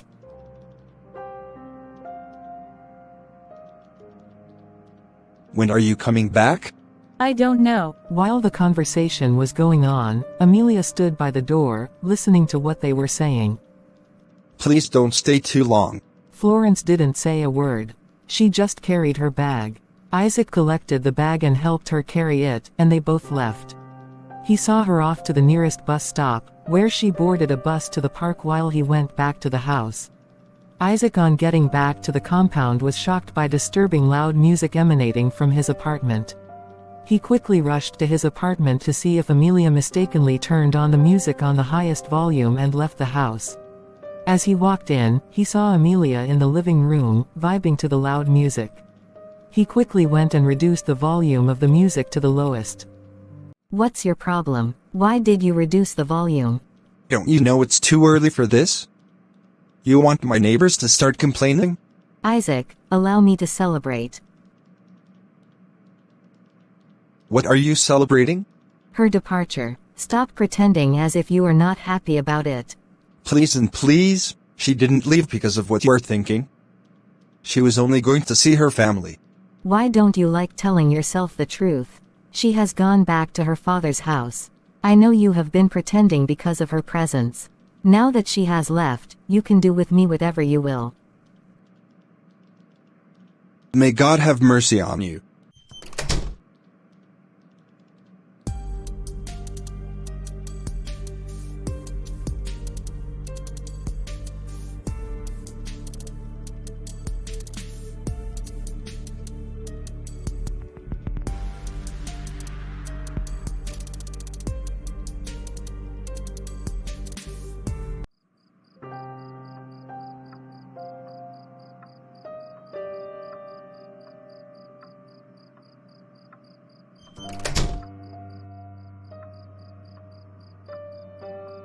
What are we going to eat this morning?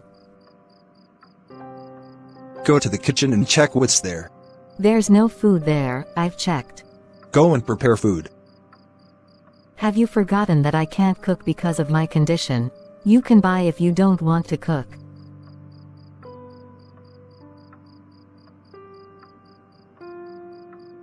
Isaac wasn't ready for arguments at that moment. So he quickly reached for his wallet, brought out a $1 note, and handed it to her. Go and buy whatever you want to eat. With what? What type of food will $1 buy? A plate of food is nothing less than $3. $3 for a plate that will serve for only this morning? How long do you want it to last?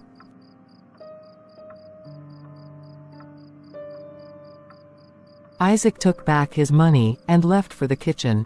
Later on, he used the available food items in the kitchen to prepare food, which she ate. Florence.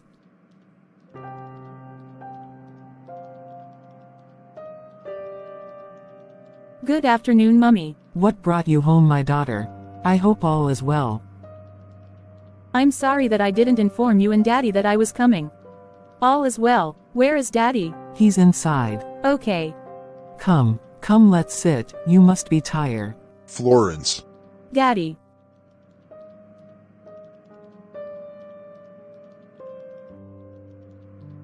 Good afternoon, Daddy. Florence, you are welcome.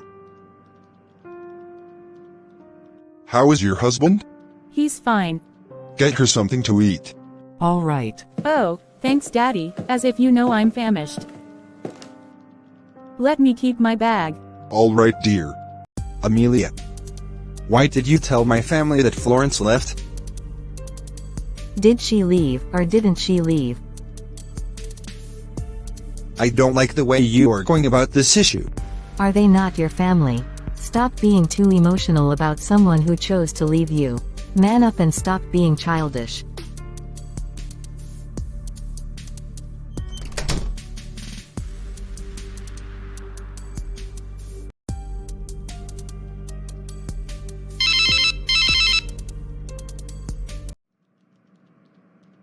Hello. Where are you? I'm in the house. So you are there, and I've been knocking since, and you refused to open the door for me. Oh, I'm coming. Amelia quickly left and opened the door for him. She greeted him, and he answered, looking furious.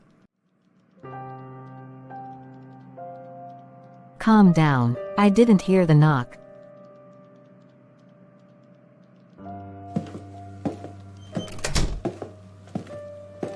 Isaac carried his bag into the bedroom, and quickly left for the kitchen. When he got there, he searched everywhere, and noticed that there was no cooked food in the kitchen. He angrily left for the living room where Amelia was. Is this how you will continue staying in this house?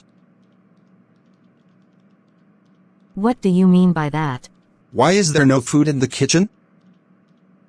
You know I can't cook because of my condition. Even if you can't eat the food you cook, because of whichever excuse you have, cook it for me, don't eat it.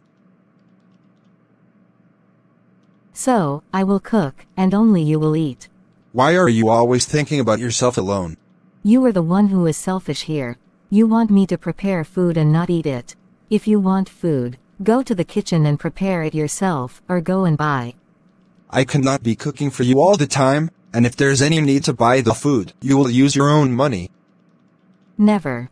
You are the one who must take care of my feeding and my other needs. Isaac angrily left the house. Later, he came back with some packets of noodles and some eggs. He took them into the kitchen, and in no time made 2 plates of noodles and fried eggs. He took 1 plate to Amelia in the living room, and carried the other to the bedroom. Isaac was in the bedroom eating when his phone started ringing. He checked it and saw it was Florence's father. He quickly dropped the phone on the bed, refusing to pick up the call out of fear. His heart started pounding. Maybe Florence had told him what happened.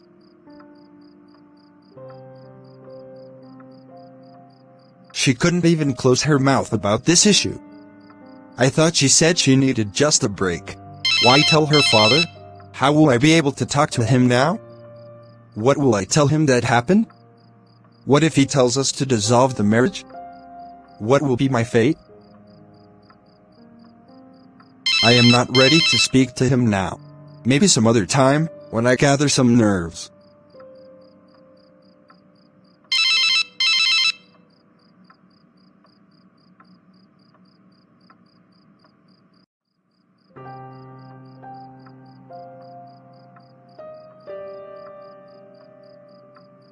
Why are we living like cat and dog?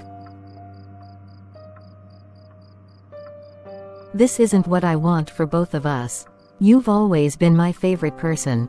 I want us to live happily. What do you want?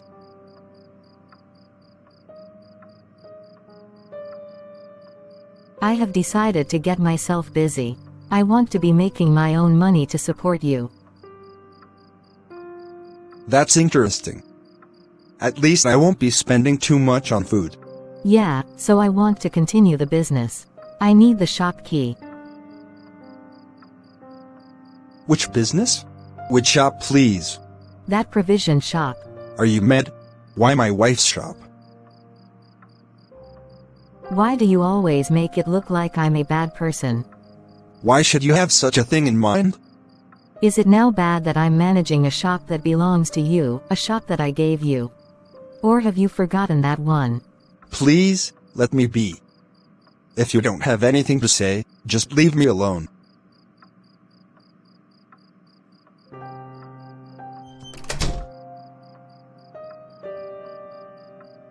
What are you doing? I'm warming the food. What is it? And what is my phone doing with you?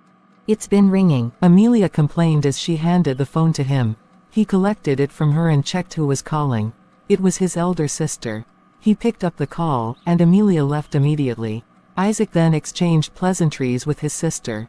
Isaac, your wife called Mama yesterday. Wow, really? What did she say?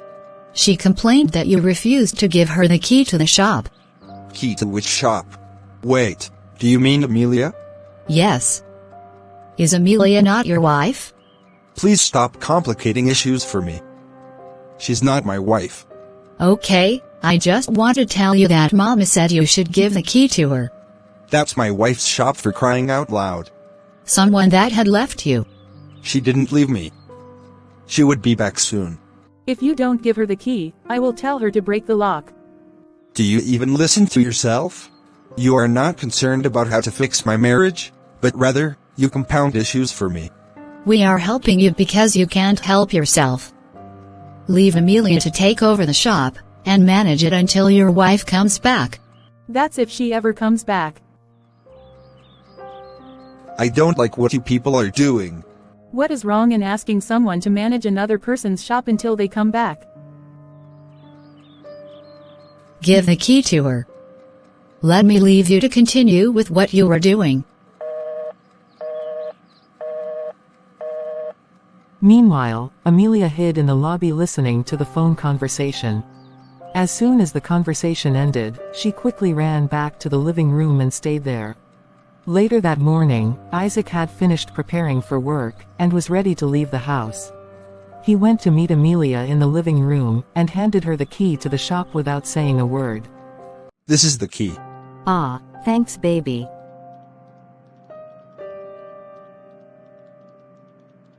I promise to do anything you want, no matter the implications they have on my body. I will cope. You will never regret having me in your life. Thanks, sweetheart. Have a nice day, love. Kisses.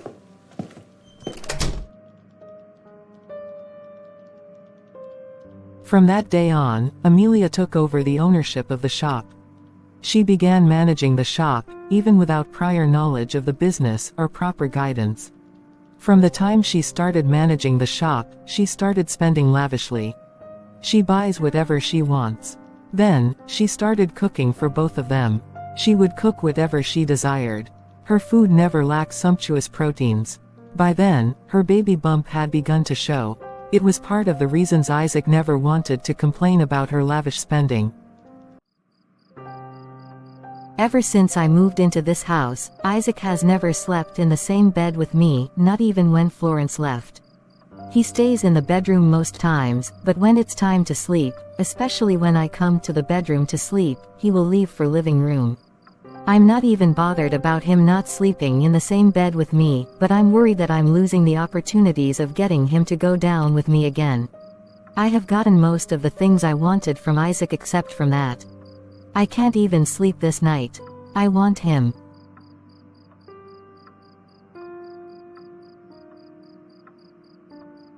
Isaac, get up.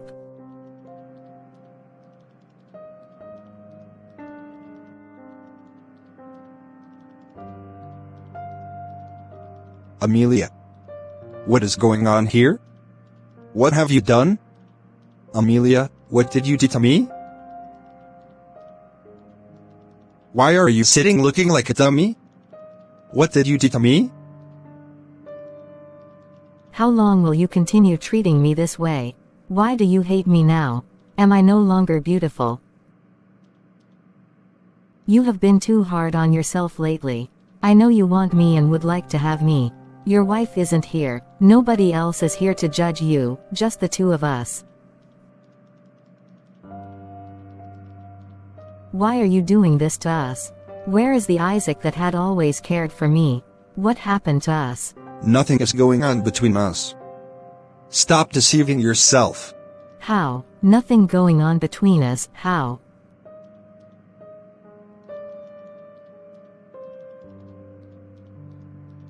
Stop doing this to me. I'm here for you. You are not here for me. You are here for my family. I don't care to know what you have planned with my family, but know this. I still have a wife, and that's who I love. You are the father of my unborn child Isaac. And so, that doesn't make me your husband. The only business I have with you is this baby you are carrying. So let me be.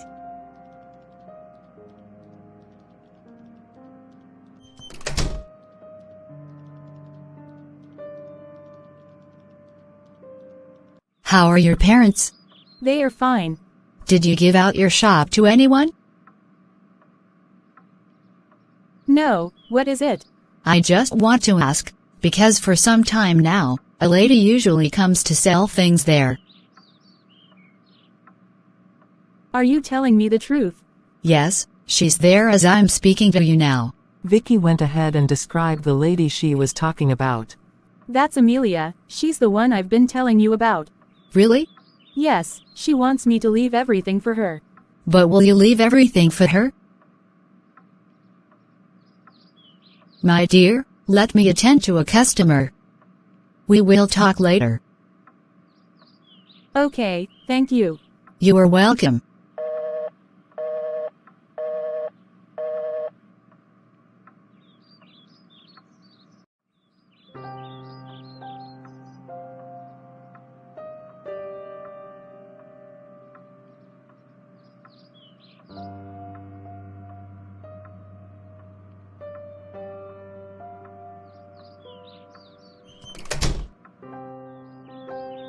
Florence.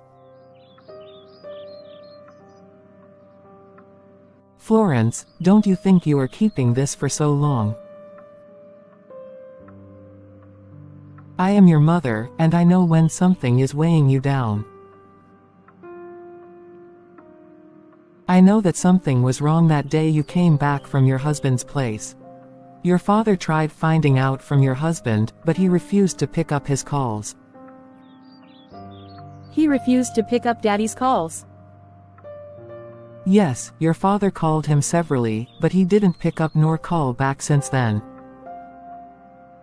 It's all my fault. How do you mean? What did you do to your husband? A woman moved in with my husband. What? Why? She's pregnant for him. Jesus Christ. Is this what you have been keeping to yourself all this while? Oh, that's why he refused to take his calls. It's all my fault. Why do you keep saying it's all your fault, it's all your fault? Did you force him to get someone pregnant? I can't get pregnant. Never you say such a thing. Mummy, I know what I'm saying. How were you able to know you can't get pregnant? Her mother held her close to her chest, and patted her back. Florence gently pulled away from her, and knelt before her. Florence's mother watched her, knowing she was about to say something. Soon after, Florence went ahead and confessed her hidden sin to her, begging for forgiveness.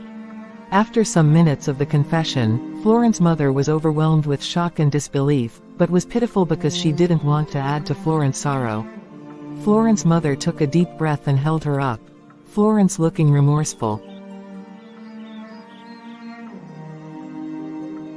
I now understand why you believe it's your fault. I don't want to go back to what you did. I know that God has forgiven you, because our God is merciful. He is faithful and just to forgive us our sins and to cleanse us from all unrighteousness. I'm sorry, Mom. It's okay, my daughter, you should stop blaming yourself for what your husband did. You were not the one who asked him to go and sleep with another woman. Besides, your marriage isn't up to a year for you both to start worrying about conception as you are doing. It is recommended that married couples visit a doctor after 6 months to 1 year of trying to conceive. How many times have you both visited a doctor? We have never seen a doctor for this issue. And why? Because I know it's my fault. I don't want to hear that again from you. Was it confirmed that it was your fault? No. Since you keep repeating that, I would like us to visit a doctor, and possibly run a scan to know whether there was any damage in your womb. If there were damages, the doctor would suggest to us possible solutions. Are we going to tell the doctor what I did? Yes, doctors don't share people's secrets. I am more concerned about seeking a solution, because it's a burden to us not considering what people may say. Thank you so much, Mummy. I wish I had told you earlier. It is well, my daughter, let me go and change. I just got back from our women's meeting. Okay, Mummy. Florence went and sat on the bed looking relieved. It was as if she removed a heavy burden off her shoulders. She hadn't felt so free in a long time.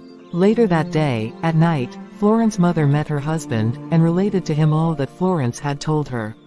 He wasn't so happy about what Florence did, but had to let go and seek solutions to the problems at hand. Florence's mother also told him that she would follow Florence to the hospital for a proper examination of her womb. He accepted the suggestion, but insisted that Isaac must be around to know the outcome of the examination. He also said the outcome would determine what next to do about the union. Florence's mother agreed to what her husband said. That same night, she informed Florence what her father said, and directed her to inform Isaac about their decision. Good morning. Good morning, babe. I've been trying to reach you since. What happened to your number? Nothing. There's something I want to tell you. What is it, please? My parents are now aware of that thing I did. Who told them? I did. What was their reaction? That's why I'm calling. They said I needed to see a doctor, and you must be around to know the outcome of the visit. Okay, when are you proposing to go? So I would check my schedule. I don't know yet. Maybe you will check when you will be free and get back to us. I'm scared of calling them. I know they are mad at me. Try and call them. Okay, I will. At Isaac's apartment, immediately after the phone conversation, Isaac stood at one corner of the room, with only his shorts on. He was about to dress up for work when Florence's call came. He stood there gazing at a space with mixed emotions. He was happy that Florence had finally spoken to him after a long while, but was scared of contacting Florence's parents. He hadn't spoken to them since Florence left. He knew he was supposed to call them, but felt he had disappointed them. He believed the best time to call them was coming. After a moment, he threw his phone on the bed, and resumed dressing up. Meanwhile, Amelia was in the lobby mischievously eavesdropping on his phone conversation then.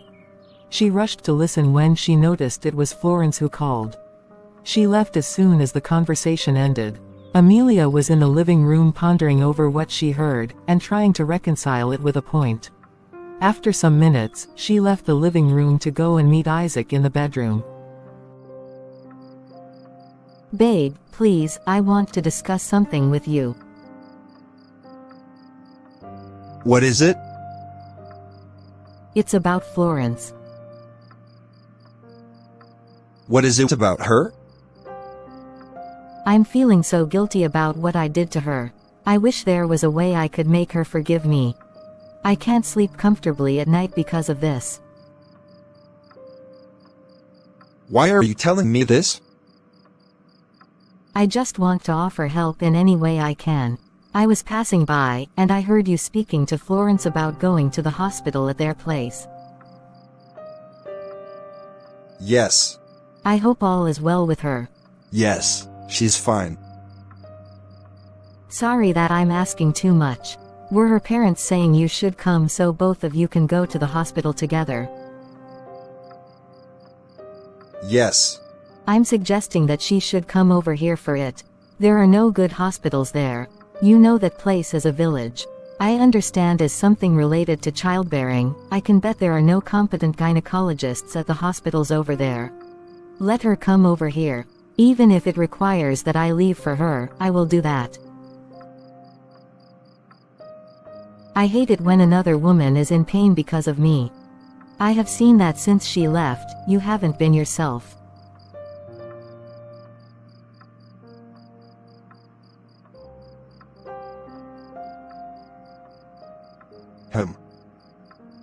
I think there's a sense in what you said. I don't know how good the hospitals over there are. I will tell her about this when next we talk. Again, if she were to come over here, you wouldn't need to stress yourself going to her place because of your work. The weekends are free for me, but her coming here would save me a lot of time. The hospitals there may not even consult on weekends. Exactly what I'm saying. I am ready to leave if that would solve the problem. But I will wait for her to come, so that I can apologize to her before leaving. That's so nice of you, thank you. You are welcome.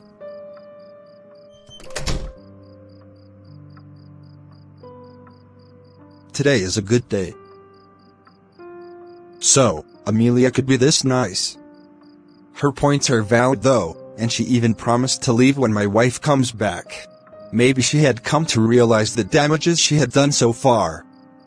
I will try and convince Florence to understand this.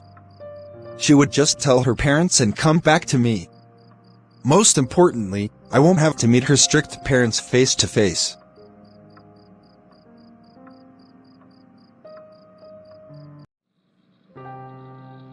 Good day, babe. Good day. How are you doing? Fine. What of mom and dad? They're fine. There's something I want us to discuss. It is concerning the hospital visitation. Okay. I would like us to use a hospital here in Lagos. Lagos. Yes, hospitals there may lack some basic facilities for proper examination, and again, I don't think they are competent health practitioners. Meaning I will come back to the house. Yes, but there's a change. I was about to tell you what Amelia told me, before you interrupted me. She overheard our discussion in the morning, and felt so remorseful about what she had been doing. She said she's ready to leave for you to be happy. Must she wait for me to come back before she leaves? She said she wants to apologize for what she did to you. After that, she would leave. But that won't change the fact that she's pregnant for you. I have accepted it, but it's a mistake that I will never repeat. You are the one I love. Okay. So, when would you come back? I don't know yet. I have to inform my parents first and know their minds. But if what you said about Amelia leaving is true, I will convince my parents, and I will come back on Wednesday morning. It's true, she will leave immediately after you come back. Have you spoken to my parents? Are you there? Yes, I will call them later today, please. Also, try and convince them about your coming back before I will call them. Okay. I can't wait to see you again, my love. I've missed you so much. Me too. I love you. Okay. I'll speak to you later. Bye. Bye. As we are going to bed this night, Father Lord, cover us with the blood of Jesus, and thank you, Lord, for you have answered our prayer, for in Jesus' name we pray. Amen. Florence. I'm not happy that you are at home with us after getting married. Since you came back from Isaac's place, he has never called us. The time I tried calling, he refused to pick up my calls. It is so disrespectful of him to do that. There's a way you will be so desperate to go back to him, and he will not value you.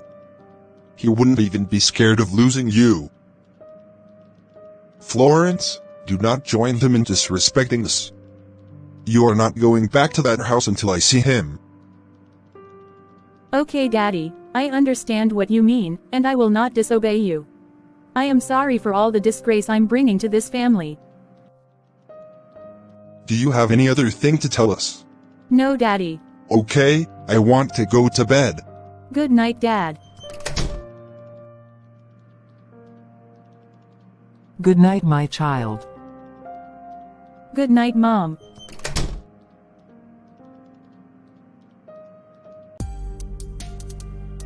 Neighbor, I want to go ease myself. Look after my shop, please. Okay. I will send you her picture so you won't miss it. I was told she would be back by Wednesday. You must be at Isa Gate, latest by 1 p.m.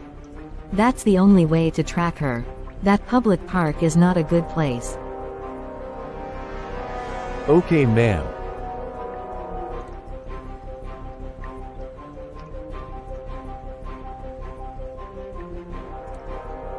Is this not that lady that took over Florence home and shop?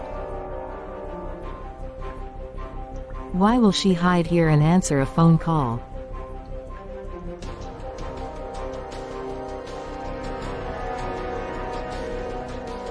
She must be hiding something.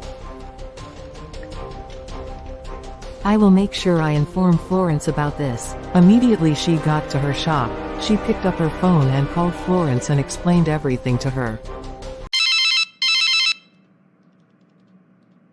Babe, did you later tell your parents about our plan concerning the hospital visitation? Yes. How did it go, please? They accepted. Really? Thanks, babe. I can't wait to see you. I have missed you so much. Me too. I will make sure we visit the best specialist hospital here. Okay. I promise to call Dad and Mom this time around. No, wait until I come back. Okay, that will be nice. I'm so happy right now. We will talk later. Okay. I love you. Okay.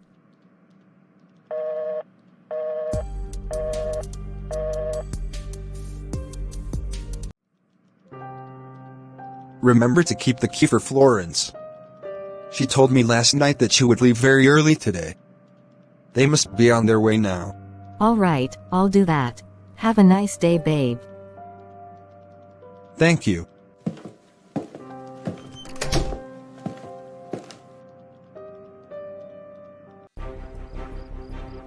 Yes, I've confirmed that she was leaving today. Inform the other guys. I don't want to start calling them again. Please, you guys should do a perfect job. This is the best opportunity I have for this. All right. I will finally have Isaac all to myself. After this is accomplished, I will know whether he will not come back begging to have me in his bed. Every time Florence this, Florence that. I have gotten all I wanted from him except that particular thing. Let's watch and see what happens after this. Amelia gets whatever she wants. Later that morning, she dressed up and left the house for the shop. Some hours later, at the shop, Amelia was seated in front of one of the counters inside, and looking very much on alert. She looked anxious, and was checking her wristwatch from time to time. She had already planned to go home late that day, due to some reasons best known to her. So Amelia waited at the market until it was past 5 in the evening before she left. Some minutes later, Amelia got to the entrance of Isaac's apartment. She quickly raised the footmat before the door, and saw that the key was still the same way she kept it in the morning. She is not here yet. The operation was a success, I guess. If she left early as Isaac had said, she was supposed to be here already. It's 6 p.m. already and she isn't here. But why haven't those boys called me? We agreed that they would call as soon as there was a successful operation. Isn't it too late already? Why haven't they called? Let me wait. After all, Florence isn't here yet. About 30 minutes later, Amelia couldn't wait any longer, and Isaac would be back from work anytime then. She picked up her phone and dialed the number of the man he called for the operation, but the line was not reachable. She quickly tried the man's 2 other colleagues' number, but they were all switched off. She became worried. Suddenly, she heard a knock at the door. She rushed and opened the door. Isaac entered. They both greeted and went back into the apartment together. Isaac went into the bedroom with his bag, while Amelia remained in the living room. Amelia was surprised that he didn't ask after Florence, who was supposed to be in the house at that time. She waited a little time and decided to ask about her. She went to the bedroom and met Isaac. Babe, how far your wife? Have you heard from her? Where are they now? Oh yes, she didn't travel again today. Sorry I didn't tell you about it. I called her in the afternoon to know whether she had arrived, and she said she wasn't coming again.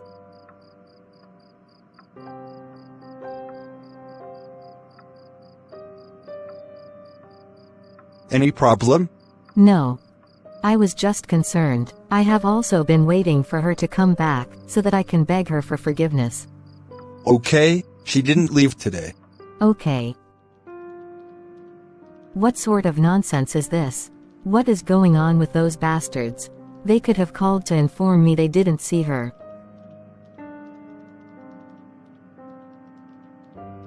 It's so strange that all their numbers were switched off. Is there something they didn't want to tell me? Why could they all switch off their phones?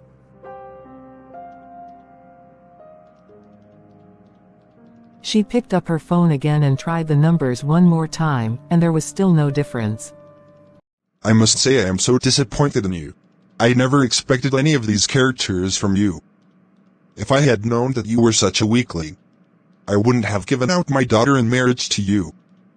If you are no longer interested in my daughter, you or your people should come and do what the tradition demands, so that my daughter can be free from all these.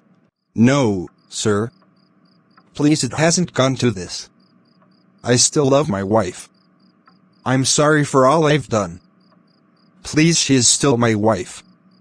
Florence knows I'm still her husband. Why haven't you come as I directed? I'm sorry. I must come this weekend unfailingly. Good night.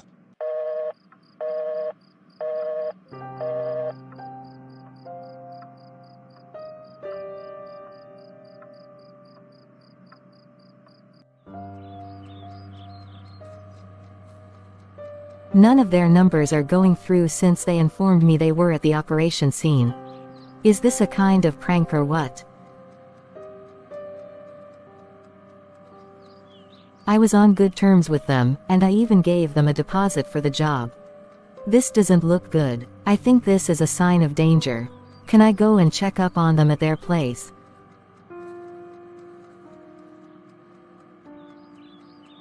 No, let me wait for their call first.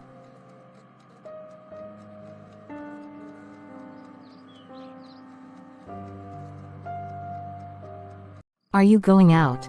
Yes, I'm going to see Florence's family. This night? Yeah, I will use the night bus. Why not let her come over? I just want to go and see her family. After my discussion with them, if the need be, I will suggest she comes here for the hospital visitation. Please do. All right. Isaac, you startled me. Good morning, babe. Good morning. You didn't even inform anyone you were coming today. I told Dad. Really? He didn't tell us. Please have your sit. Florence dashed off to call her parents. Isaac was filled with uncertainty about how Florence's father would react to seeing him. But he had made up his mind to face any punishment that could be meted on him, in order to make things better and take back his wife. In no time, Florence's parents came out. They were both surprised to see him that early. Florence's mother was smiling, but her father kept a strong face.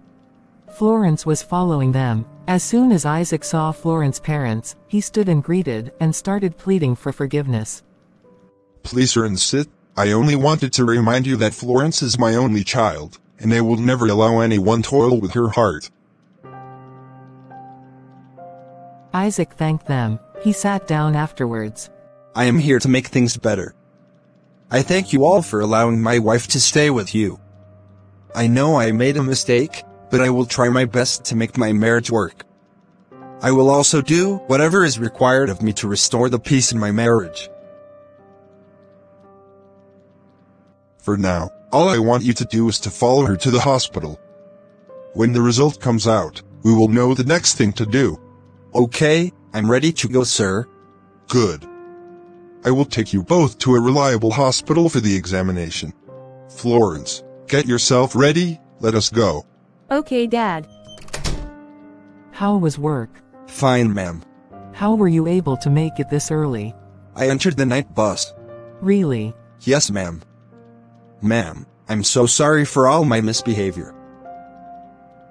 No problem. We will know the best way to make things work when the result of the test comes out. All right, ma'am. Thanks so much, ma'am. We are ready.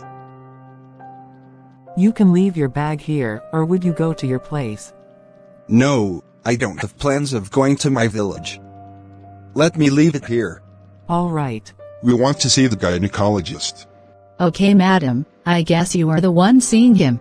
Yes. Do you have a card here? No. Meet that woman at the registration desk over there and tell her you are new here. She will open a folder for you. When you're done with that, come back and take a number to see the gynecologist. Okay, thank you. Florence left to meet the person as directed by the receptionist. Isaac followed her, while her father went and sat in the waiting room. Soon after, Florence completed the registration process and got the number. She was then asked to wait until her number was called. They went and sat down close to Florence's father. Directly opposite them was a lobby connecting 4 different consulting rooms with different specialist doctors inside, attending to patients. One of the doctors was a gynecologist who Florence was waiting for. I didn't know a place like this existed in this town. I have heard about this place, but I believed you had a better place. My dear, I don't have any place in mind. Some hospitals in the city can't even beat this one. Right. As they were speaking, Florence's number was called. She quickly stood up and went into the consulting room. Some minutes later, she came out and gestured to Isaac. Isaac walked up to her, and they both went into the consulting room. So, Mr. Isaac, right? Yes, sir. The reason I called you is because I was following your wife's case, and she made mention of trying to conceive. I asked her about her husband, and she said you were outside. I learned that both of you hadn't gone for any proper examination, since you think it isn't normal. Yes. I want us to follow this case up. Do you mind? I don't mind. Go ahead. We do not treat infertility cases differently as long as the couples are living together. Both of you will go for fertility tests. Your wife will still undergo a thorough examination of her womb as well. No problem, sir. After Isaac's discussion with the doctor tore out 2 different lab report forms, and listed the recommended laboratory tests for the 2 of them on each form. After that, he gave the forms to Isaac. Both of you should go to the lab with these forms. They will guide you on what to do. When the results are out, you will come back here with them for review. After that, we can commence treatment if need be. Okay, sir. Are you done? Yes, sir. When will the results be ready? Tomorrow by 3 p.m. Okay, let us go then. When the results are out, we will know the next thing to do. Heavenly Father, as the day comes to a close, we thank you for your love, mercy, and guidance. Thank you for the blessings you've given us, both big and small. Forgive us, Lord, for any wrongs we may have done today in thought, word, or action. Help us to walk closer to you tomorrow. As we lay down to rest, we ask for your protection over us, our loved ones, and our home. Cover us with your peace and shield us from harm. Fill our mind with thoughts of you, so we may rest without fear or anxiety. Help us to trust in your plan, knowing you work all things for good. Renew our spirit as we sleep, Lord, and prepare us for the day ahead. May your presence be with us always, guiding our steps, and lighting our path. We surrender our worries and cares to you, trusting that you hold them in your hands. In Jesus' name, we pray, Amen. Amen. Good night. Good night. Your test results are all good, but an issue was detected. Your wife's womb is in perfect condition, all the blood tests were good. But you have oligospermia, also known as low sperm count. That is the only infertility issue seen in these results.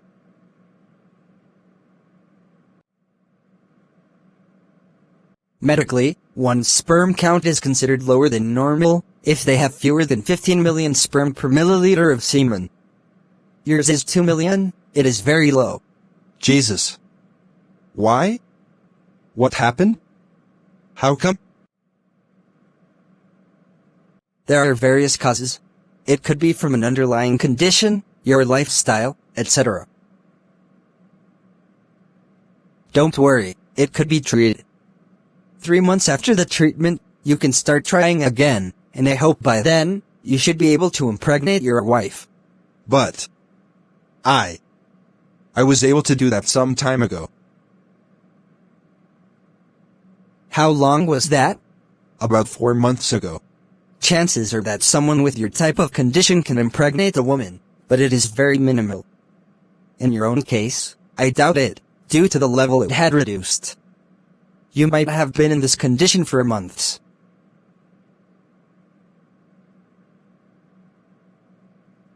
But your wife said she isn't pregnant yet. No, it's not my wife, it's another woman. Oh, okay. You can do a test to determine the paternity of that child, if you so wish.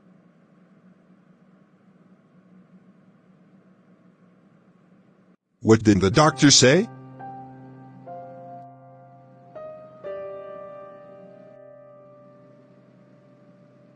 I think I asked a question. Daddy, it's my fault. Let's go. What is it about the test results?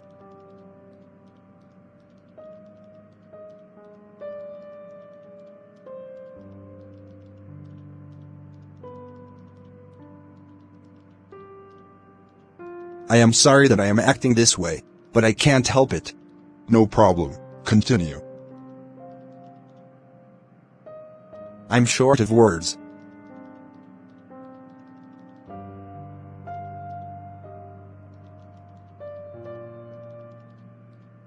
The results weren't close to my expectations. The doctor said the only problem with our results is that I have low sperm count. Florence's womb is sound. Florence doesn't have any issues at all? Yes, sir. I am the one who has a case. Is that why you look so downcast? You will not understand. I'm so ashamed of myself right now. The purpose of the test was to discover errors, which should be corrected. That case is just an error that needs to be corrected. I have wronged my wife. All these while, I believed she was the reason why we were childless. Now, the test results showed it was all my fault. I know what I made her go through. I understand how you feel, and I also know that you wouldn't have passed through all that if you had stood for her in that trying time. Do not allow your family or any other person to push you around and make you do what is against your wish. You cannot please everyone. Learn to say no and sit up to your duty as the man of the house. I am sorry that I'm sounding this way, but you need to sit up. Thank you, sir. I will, sir. So what did the doctor say about the condition? I can't remember. I don't think he said anything then. I will ask my wife. Let me ask Florence. Florence. Dad, you called. What did the doctor say about the treatment to the cases you have? He said we should come back later. You both will go back to see the doctor tomorrow morning. I want treatment to start immediately. Okay, thank you so much, sir. So my son, it isn't the end of the world. It has a cure. You are not the first to suffer this condition. Let me go and change. Okay, sir.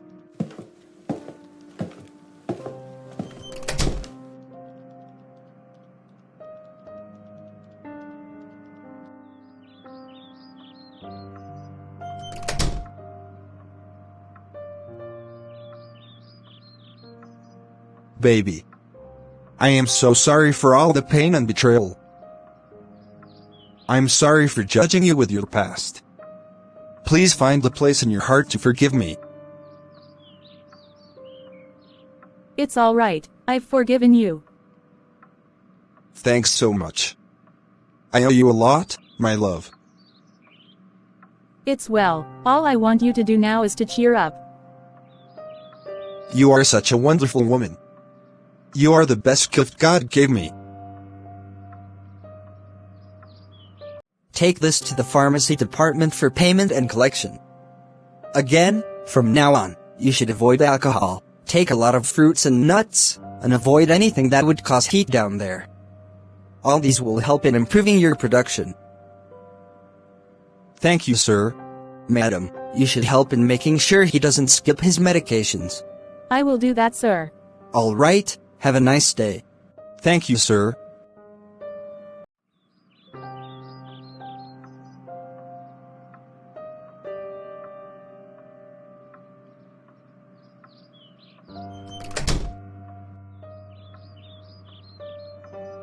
So, you are still worried about this?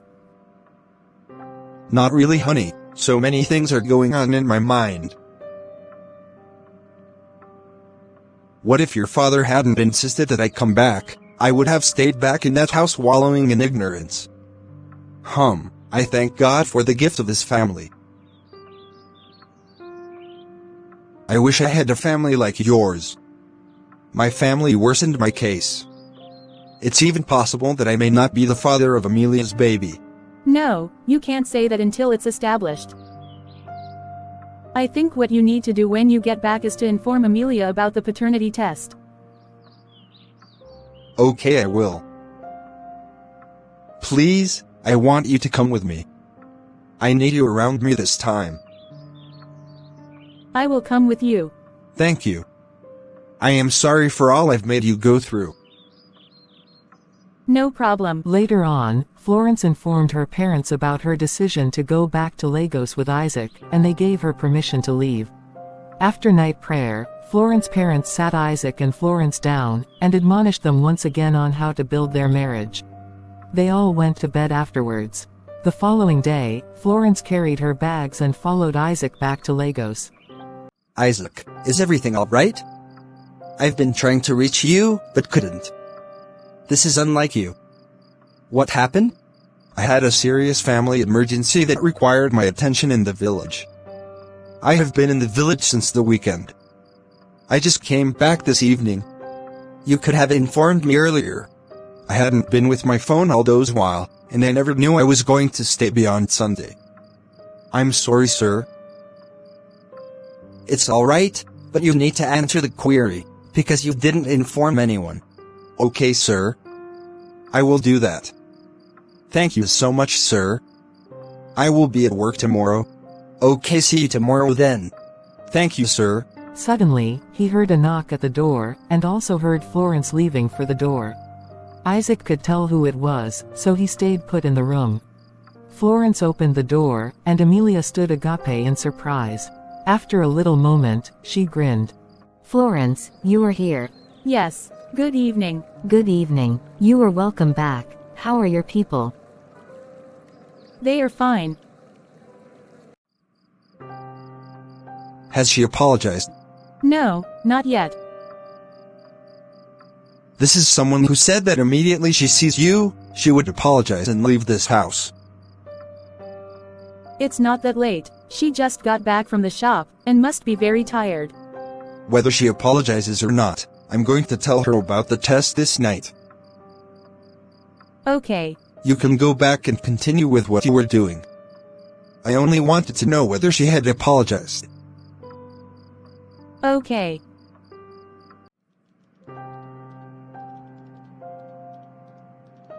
Any problem? Amelia, I want us to talk. Go ahead, I'm listening. I want us to go for a paternity test. Paternity what? What's that? It's a test to prove that that child you are carrying is mine. What are you trying to say? Are you trying to call me a liar? I'm not accusing you. I just want us to do the right thing. Isaac, you are the father of this child. Don't let anyone brainwash you.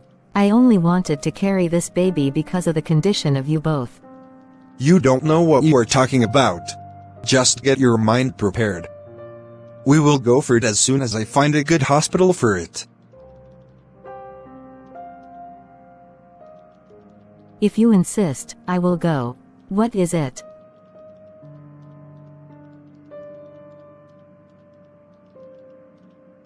After that, Amelia started murmuring and grudging over what Isaac said. She could no longer concentrate on the program playing on the television screen. She stood and left for the bedroom to sleep. As soon as Amelia got into the bedroom, Isaac left. Amelia became restless. She tossed and turned from side to side. Sleep eluded her. She continued like that, till after midnight. She came down from the bed and started checking to see if anyone was awake. She looked at Florence, faced the wall, and was in deep sleep. She went to the living room and met Isaac sleeping and snoring heavily. Amelia, seeing that nobody was awake, went to the wardrobe, brought out her traveling bag and started packing her things into it. When she was done, she kept the bag back in the wardrobe and went to bed. I can't stay here beyond noon today. If I should wait, Florence may not leave, because she must have heard that I'm using her shop. Even if she decides to go to her shop, I'm not supposed to be here for her silly questions. After she must have seen the state of her shop, I will use that apology as a cover-up to leave this God-forsaken house.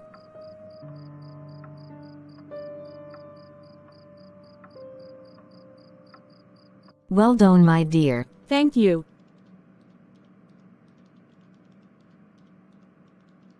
Florence, please, there's something I want to tell you. I hope no problems. I just want to tell you that I'm sorry for all I've caused you. I've been down for days, because I usually have migraine. Whenever I remember I'm the cause of your problem. Please find a place in your heart and forgive me. It's all right. I have forgiven you. I have told your husband that I will leave the house as soon as you come back. So I want to leave now.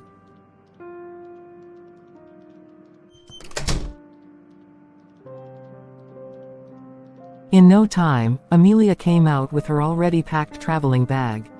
The ladies said goodbye to each other, and Amelia headed to the door. Amelia, where are you going? I'm leaving. I told you that I would leave as soon as Florence comes back. That's true.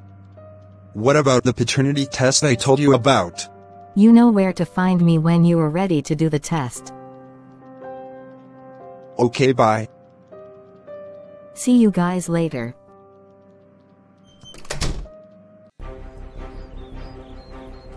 You are Miss Amelia Wright. How can I help you? You have been invited to our station for questioning. What is going on here? She's been invited for questioning at the station. Please, Miss Amelia, let's go.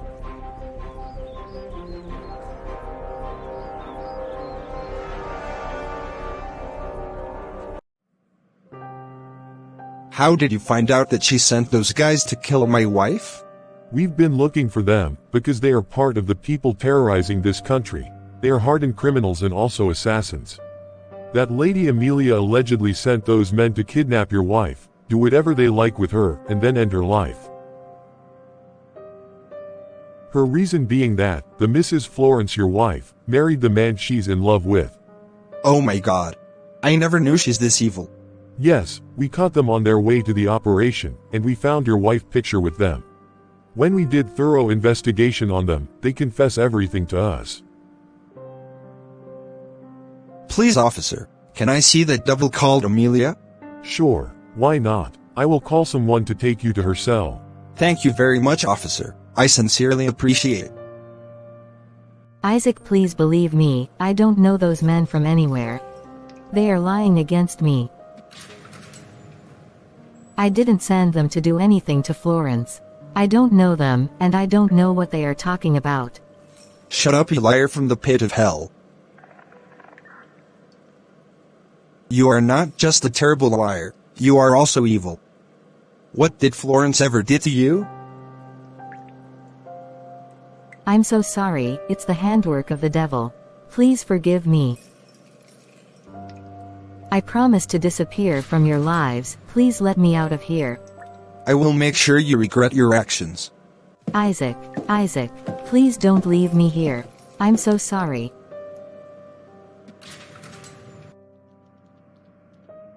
I brought this upon my household. I never have any emotional attachments with her, during my service here. God knows it was just once that I met her, that she claimed resulted in that pregnancy. I don't know where she got the idea of the man she loves getting married to another. It's all my fault, because I allowed her into my home. What if she had succeeded with her plans? Jesus Christ, that girl is evil. It's okay. We should give God the glory for what he did for us. Yes, But if I hadn't allowed her into my home, she wouldn't have seen such an opportunity to hurt my wife. Stop blaming yourself, it's a lesson to both of us. Let me get your food so you can eat and go to work. It's almost 8:30. I have lost appetite. Let me just go, I don't want to miss today's work. Alright. Vicky, my friend, so truly that Amelia girl wanted me dead. Seriously? So the boys had finally confessed? Yes, the police came to pick her up this morning. I hope it has finally dawned on you that she's evil. You didn't believe it at first. My sister, it never occurred to me that she could go that far. Now you know better. I'll give you the full gist when I come to shop. All right. I'll be waiting. Okay, bye.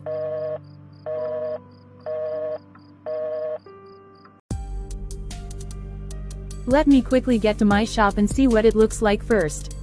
I'll be back soon. All right. Florence left for her shop at once. When she got there, she opened the locks with her bunch of keys. The shop door creaked open. Florence was shocked at the sight she beheld. The whole shop space looked scanty with goods and dusty. She went in, and quickly checked the drawer where she usually keeps money, but found it empty. The inside looks dirty, as if nobody had been using it. Empty used takeaway plates were kept at one corner of the shop, tiny flies hovering around the area. Florence stood in front of one of the counters, looking devastated. She didn't know where to start from. Vicky suddenly walked in. She had waited for Florence to come as she promised, but didn't see her. That was why she came. On seeing Florence's condition, Vicky went and held her shoulder. Tears rolled down Florence's cheek. What did I ever do to her? Don't worry, dear, Nemesis will catch up with her. Where do I start from? My dear, I understand, but you need to take heart and move on. Focus on building your business, forget about all she did to you and move on. She only wanted you to feel bad. Don't grant her her wish. Okay, but this is painful. I understand. Put yourself together, and you will surely bounce back. Okay. About a week later, Isaac was in his office, cross-checking a paper he held with that of the desktop screen before him. His phone was vibrating non-stop. He had checked it and saw it was his sister's and mother's numbers that were calling consecutively. After some minutes, the call stopped coming. 30 minutes later, an unknown number called, and Isaac picked it up.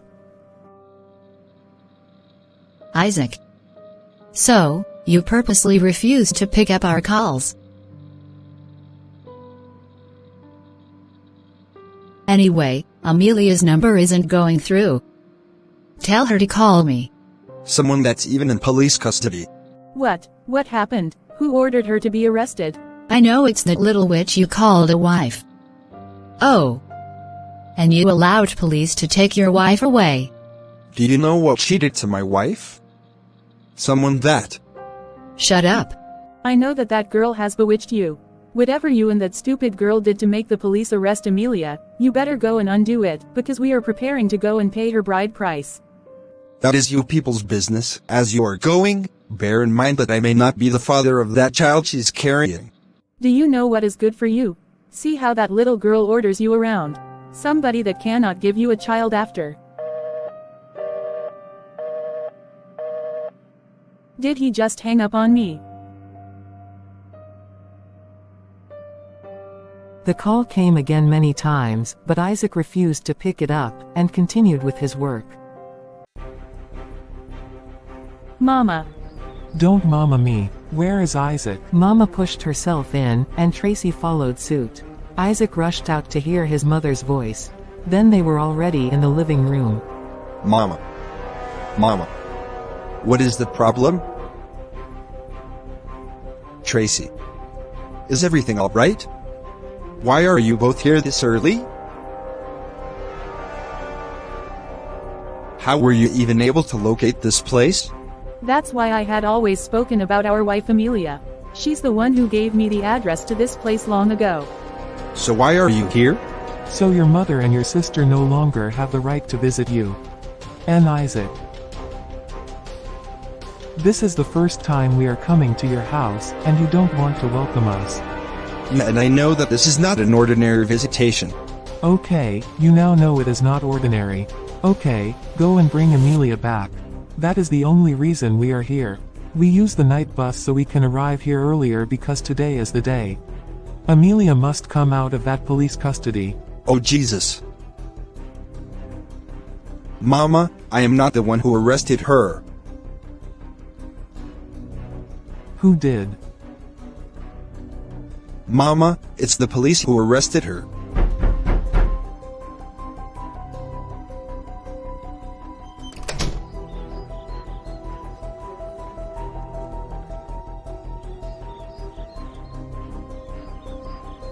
I was told that my wife was here. Sorry, sir. Who is your wife, please? Amelia, of course. I was told she lives here. Where is she? Amelia is in police custody. What? Which police station? Who is that officer that has the effrontery to arrest my wife with my unborn child? Sir, did you just say she has your unborn child? Yes, I lost contact with her as soon as I went back to the state. I have not been able to reach her on all her numbers. So I'm back to stay, and have decided to reunite with her. I went to her place, and they said she stays here.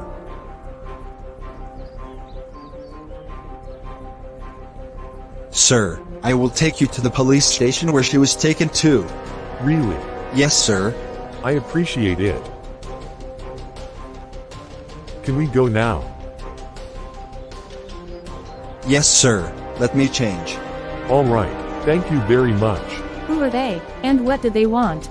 The man in black said he is Amelia's husband.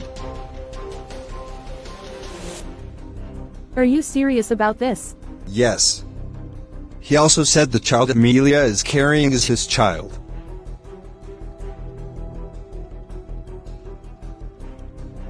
He said he wants me to take him to the station. So I will go and change now. Okay, please be careful.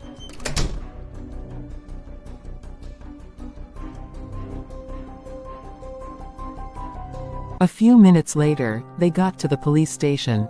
As soon as the officers saw the man, they hailed, and even bowed to greet him. Chief, what brought you to our station? I was told that you people detained my wife.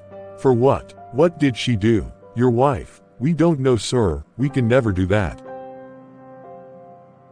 What is her name, and when was this arrest? Isaac came in and provided Amelia's details. Soon after, an officer quickly left to bring Amelia. Soon after, the officer came out with Amelia. She was shocked at the sight of Chief. She quickly turned her face to avoid seeing him. Chief was a stinkingly rich man who had numerous slay queens as his wives and girlfriends. Women would always follow him for his money. Amelia hated every other thing about him except his money. It was said that the man promised to give anything to any beautiful girl who agreed to get pregnant for him. So Amelia agreed to get pregnant for him. She collected a huge sum of money from him and disconnected the man from every of their connections. My queen. Are you not happy to see me?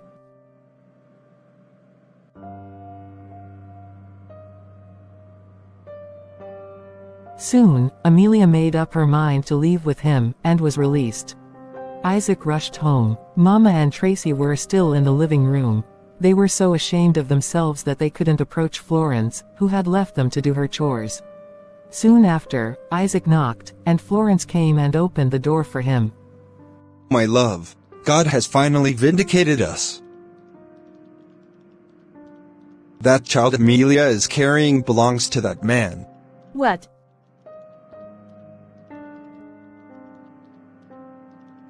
Yes, Amelia was fully aware of it, and decided to push it to me.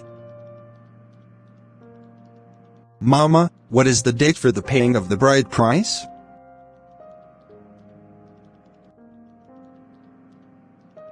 Mama, but you also know that I am on medication, because it was my fault that we don't have children yet.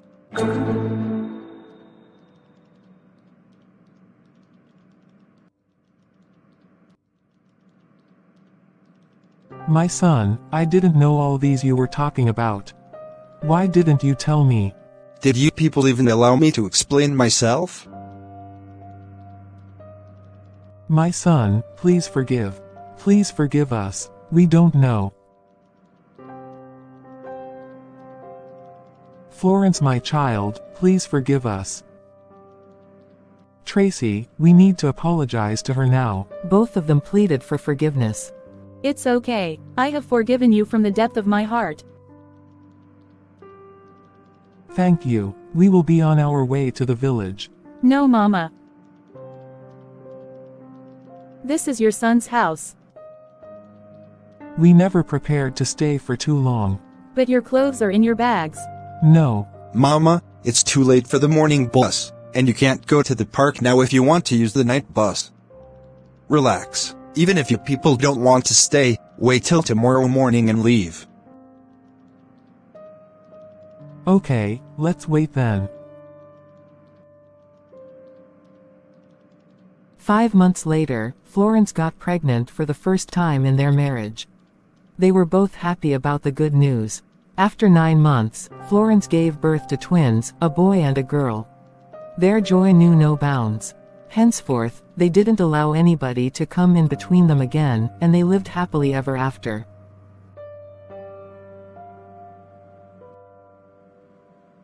Thanks for watching. Please subscribe, like and share.